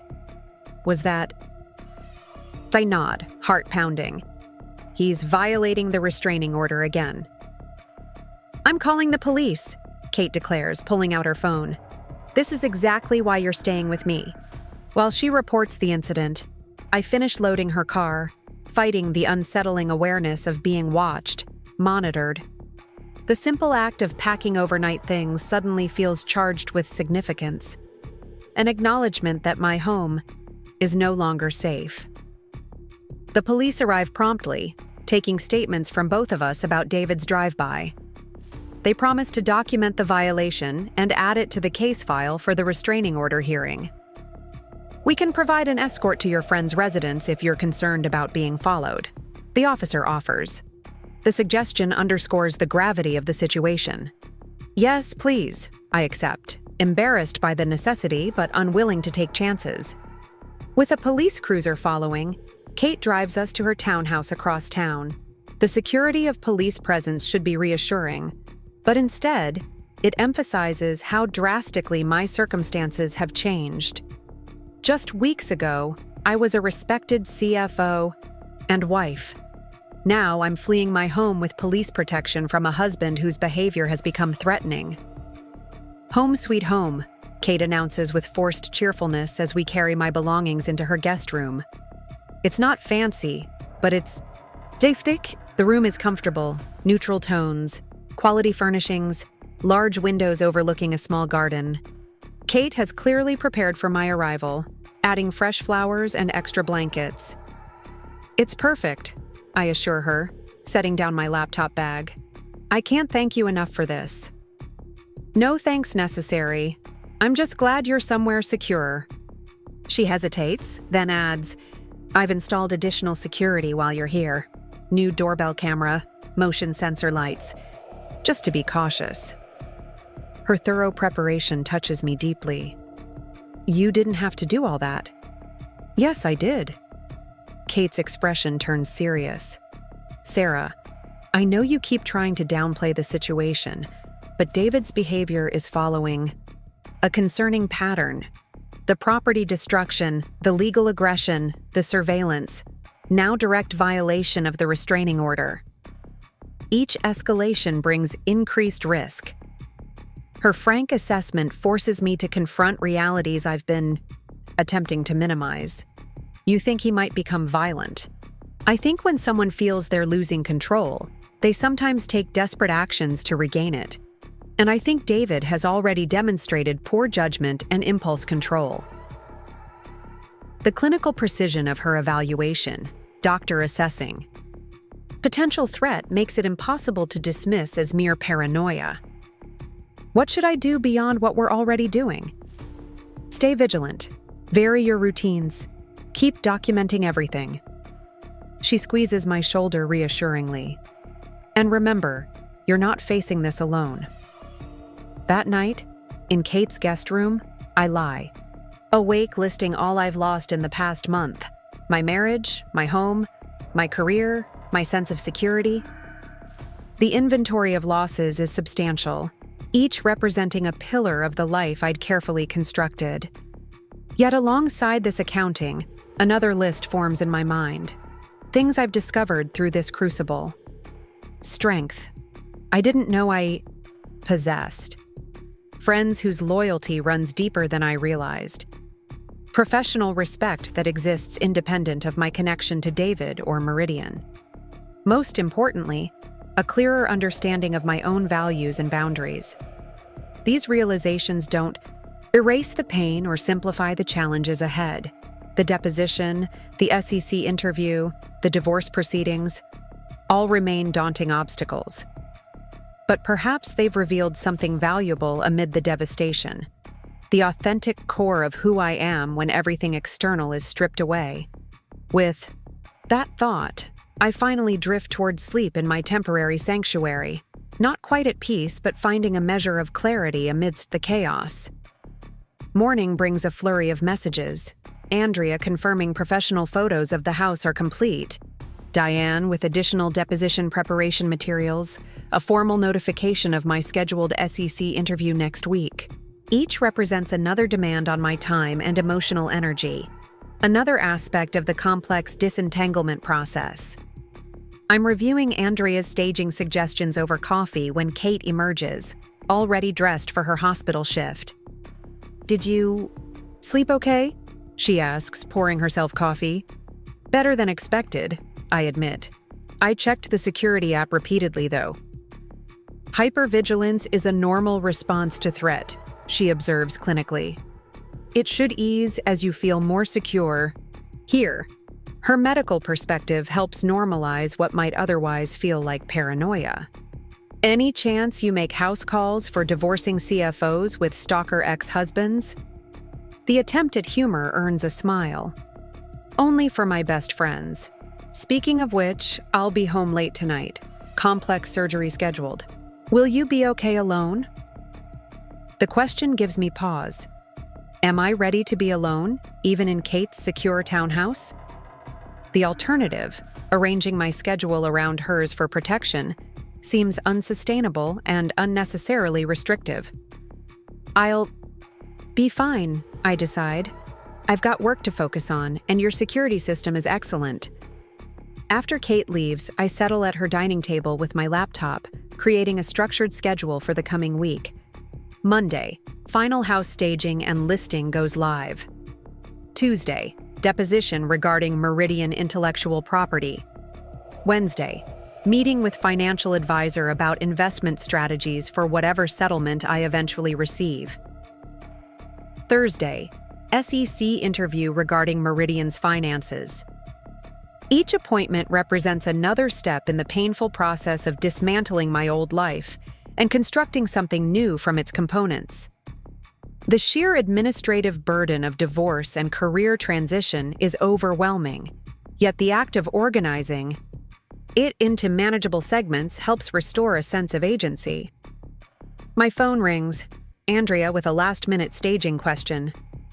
As we discuss lighting options for the master bedroom, an email notification appears from Joseph Chen, Meridian's interim CEO. The subject line reads simply, "Request for consultation." Curious, I open it as soon as I finish with Andrea. The message is brief and professional. "Sarah, the board has authorized me to engage your services as an independent consultant during the SEC investigation process. Your institutional knowledge of Meridian's financial systems would be invaluable as we prepare documentation and responses. This would be a limited engagement with competitive compensation, structured to comply with all separation agreements. Please contact me if you're interested in discussing further. Regards, Joseph." The request surprises me. after being essentially pushed out with a severance package, being invited back, even in a limited consulting capacity, represents an unexpected vote of confidence, or perhaps merely a practical acknowledgement that I understand Meridian's financial architecture better than anyone. Either way, it presents an intriguing possibility. Consulting would provide income without full-time commitment, allowing flexibility as I navigate the divorce proceedings. It would also keep my skills sharp and potentially create a positive reference for future opportunities. The downside? Continued association with Meridian during a turbulent period, potential complications with David's ongoing legal maneuvers, and the emotional strain of working with former colleagues in a reduced capacity. I forward the email to Diane with a quick message. Legal implications of accepting this? Then I continue organizing my week, filing the opportunity under pending until I receive professional guidance. By midday, I've created a comprehensive system for managing the various aspects of my transition: legal, financial, professional, and personal. The structured approach provides comfort, returning me to familiar territory of spreadsheets and strategic planning after weeks of emotional chaos. Diane responds to my forwarded email with cautious optimism. Could be advantageous if properly structured. Demonstrates your value independent of circumstances. Let's discuss parameters before you respond. Her assessment aligns with my own thinking. If carefully negotiated, this consulting role could serve multiple purposes, providing income, maintaining professional relevance, and potentially strengthening my position in the divorce proceedings by demonstrating continued professional value. I'm contemplating potential consulting parameters when my phone rings with an unfamiliar number. Normally, I'd let it go to voicemail, but given the multiple threads I'm managing, it could be important. Sarah Blake speaking. A moment of silence. Then a female voice I don't immediately recognize. Sarah? It's Monica Pierce, the marketing director, David's affair partner, the woman whose relationship with my husband catalyzed the collapse of my marriage and career. My hand tightens around the phone instinctively. What do you want, Monica? My voice emerges cooler than I intended, professional rather than emotional. To apologize, she says, the words rushing out. And to warn you, David isn't. He's not stable right now. He's saying things that worry me. Of all the unexpected developments in recent weeks, this ranks among the most surprising. Why are you calling me with this? Because I ended things after the board investigation. And he's not taking it well. He blames you for everything. The affair exposure, his termination, the SEC investigation. He's drinking heavily and talking about making you pay for ruining his life. The warning confirms my worst fears while raising fresh questions. Is this genuine concern from Monica, or some new manipulation orchestrated by David?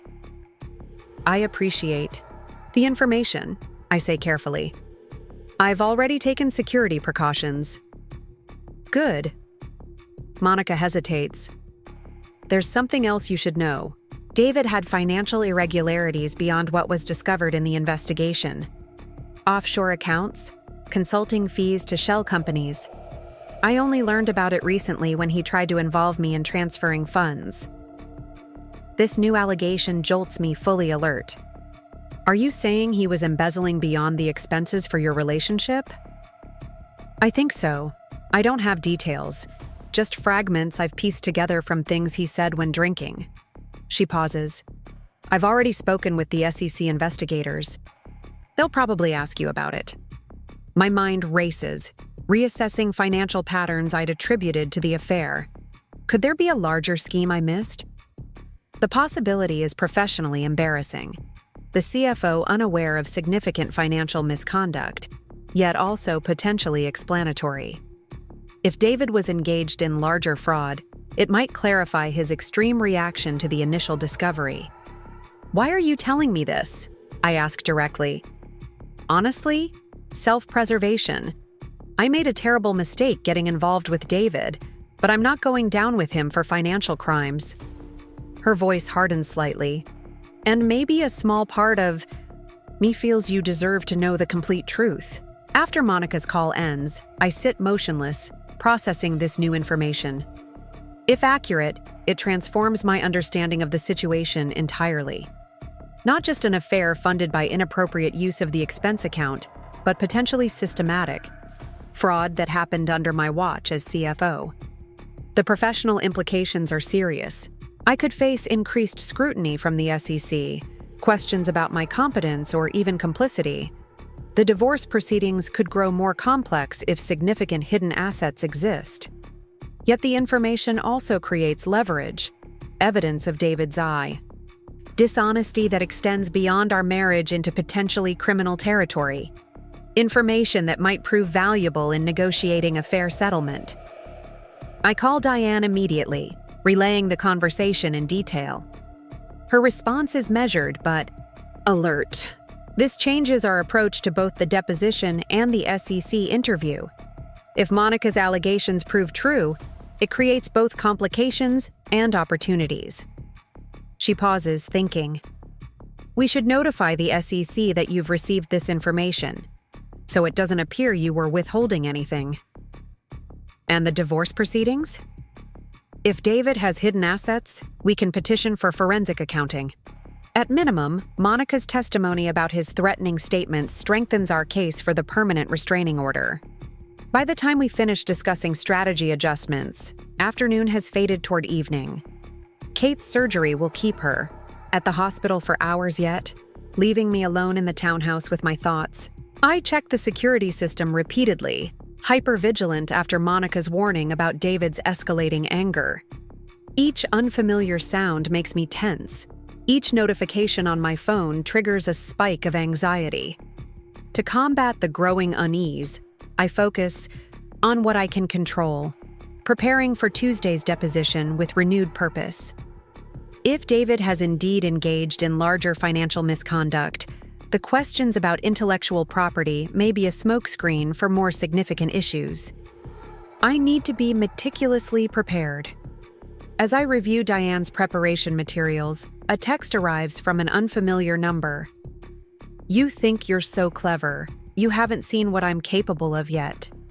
My hand trembles slightly as I screenshot the message, then forward it to Diane with a simple note.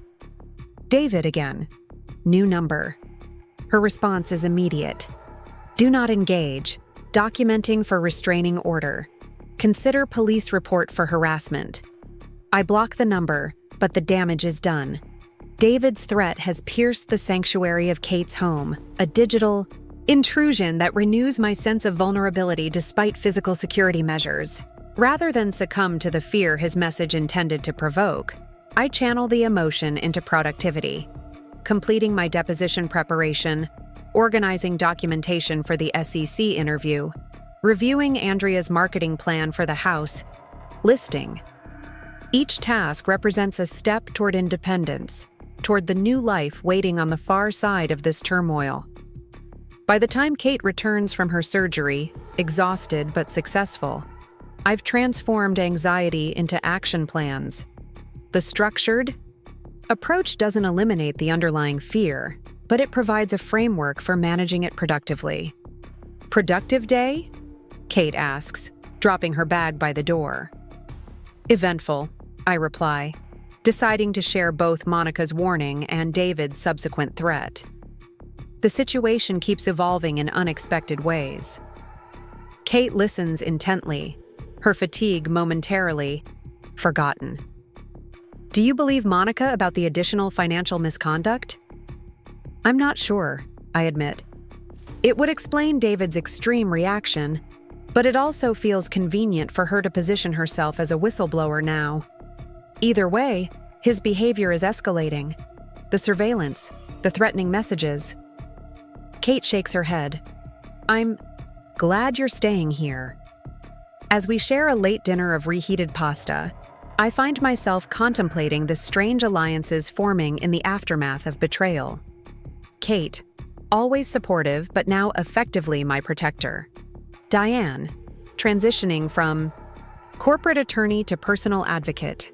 Monica, from a fair partner to potential ally against David's financial misconduct.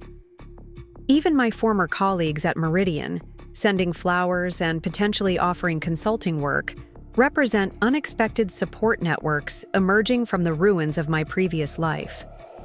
"What are you thinking about?" Kate asks, noticing my distraction.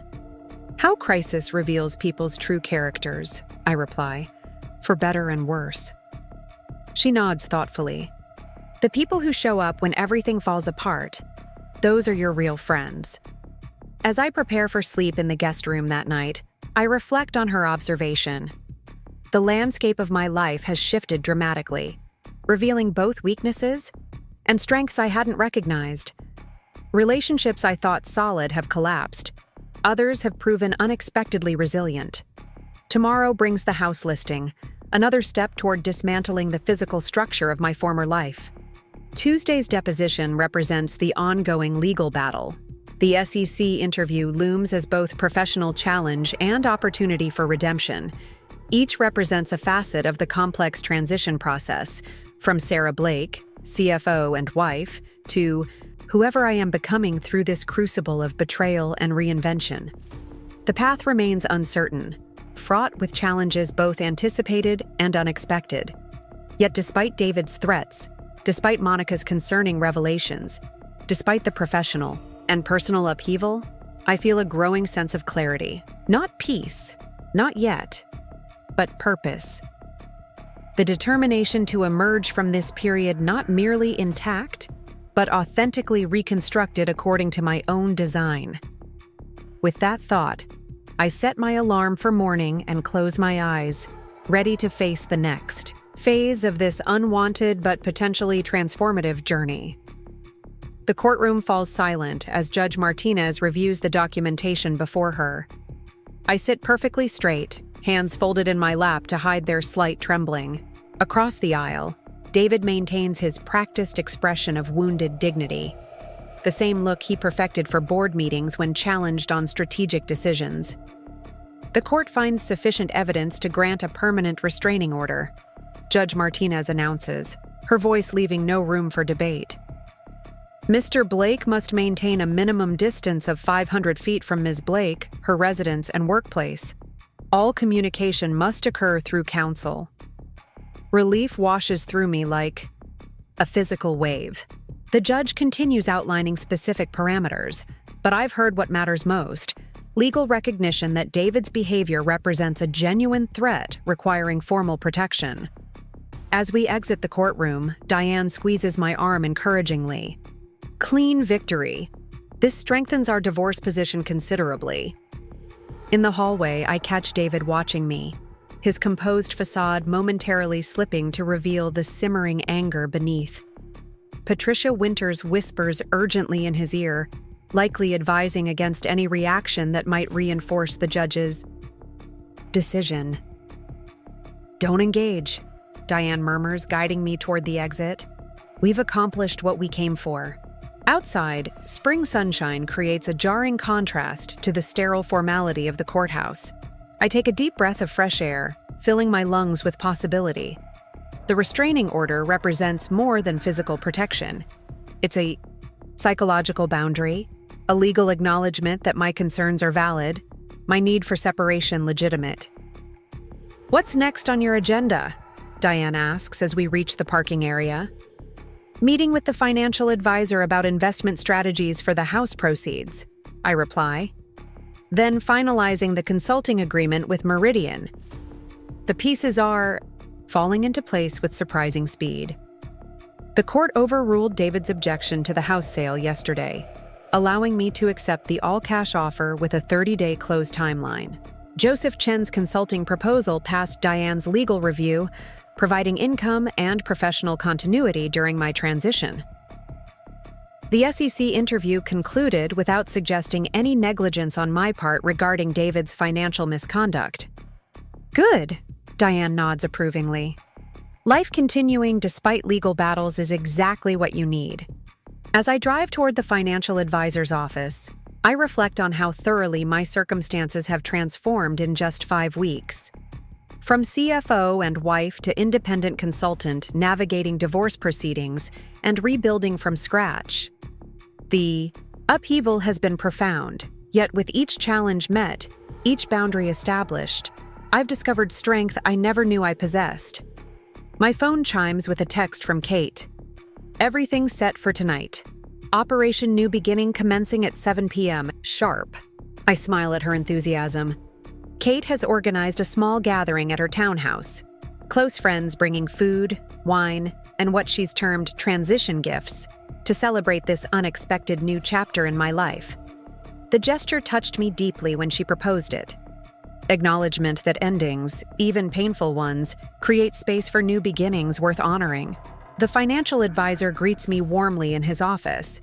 Investment proposals already prepared based on our preliminary discussions. I've outlined 3 potential strategies, he explains, sliding folders across his desk. Conservative, moderate, and growth-oriented.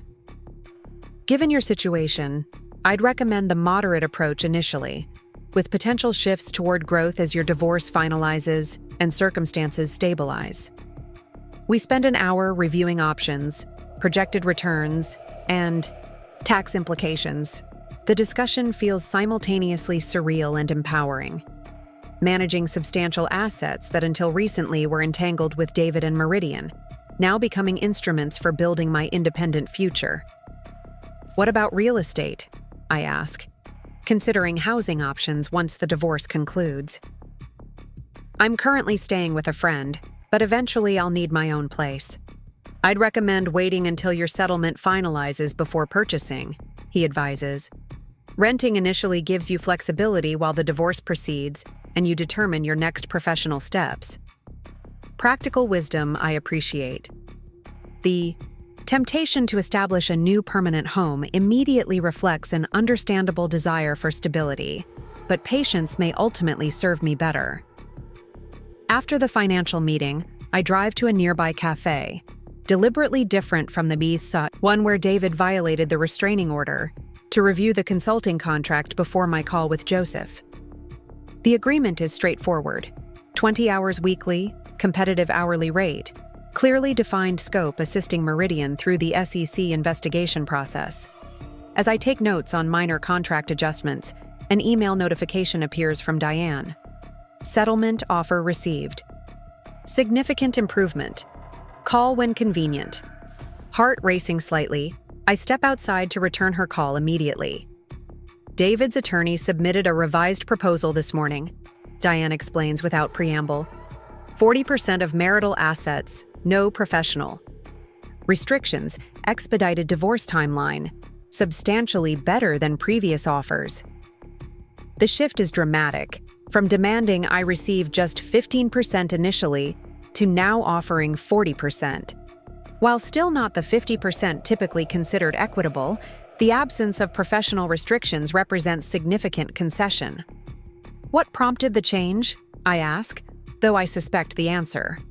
The SEC investigation is expanding, Diane replies, confirming my suspicion. According to my sources, they're examining substantial financial irregularities beyond the expense account issues. Offshore accounts, potentially fraudulent consulting arrangements.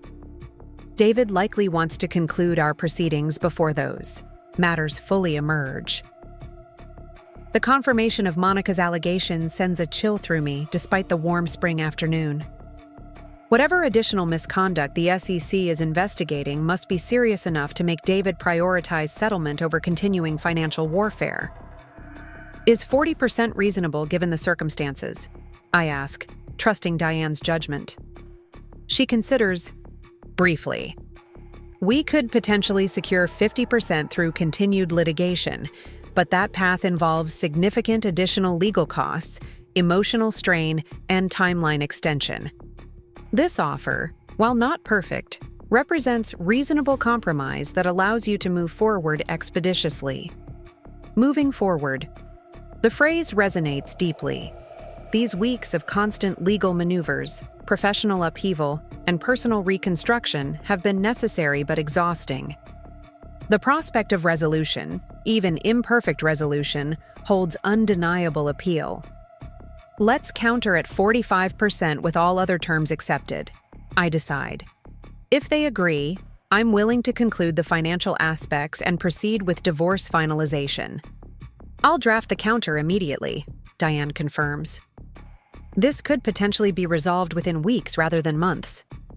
After concluding the call, I sit quietly in the cafe garden, processing this unexpected development. The financial settlement, while significant, feels almost secondary to the psychological freedom it represents. Concluding this chapter of legal battles would create space for genuine forward movement, energy redirected from fighting past wrongs toward building future possibilities. My call with Joseph goes smoothly, the contract revisions accepted without resistance. I'll begin consulting next week, providing expertise without full-time commitment, ideal for this transitional period. The board appreciates your willingness to assist despite everything that's happened, Joseph notes near the end of our conversation. Your institutional knowledge is invaluable during this investigation. The acknowledgement of my professional value independent of circumstances with David provides subtle but meaningful validation. My contributions to Meridian were always my own, separate from our marriage or his misconduct. By evening, I arrive at Kate's townhouse with a lightness I haven't felt in weeks. Her living room has been transformed with flowers, candles, and a banner reading "New Beginnings" in elegant script. 6 friends gather, women from different corners of my life who've reached out with support during this tumultuous period. The guest of honor, Kate announces as I enter, handing me a glass of champagne. Tonight, we celebrate not what you've lost, but what you're finding: yourself, your strength, your future. The simple ceremony that follows brings unexpected tears to my eyes. Each friend presents a small symbolic gift representing some aspect of new beginnings: journals for capturing fresh insights, a compass for finding direction, seeds for planting new growth. The metaphors might seem heavy-handed in other circumstances, but tonight they feel perfectly calibrated to this moment of transition. I'd like to propose a toast, says Rachel, my former company attorney who's become a personal friend through this ordeal. To Sarah, who when faced with betrayal on multiple levels, chose integrity over comfort, truth over pretense, and courage over compromise.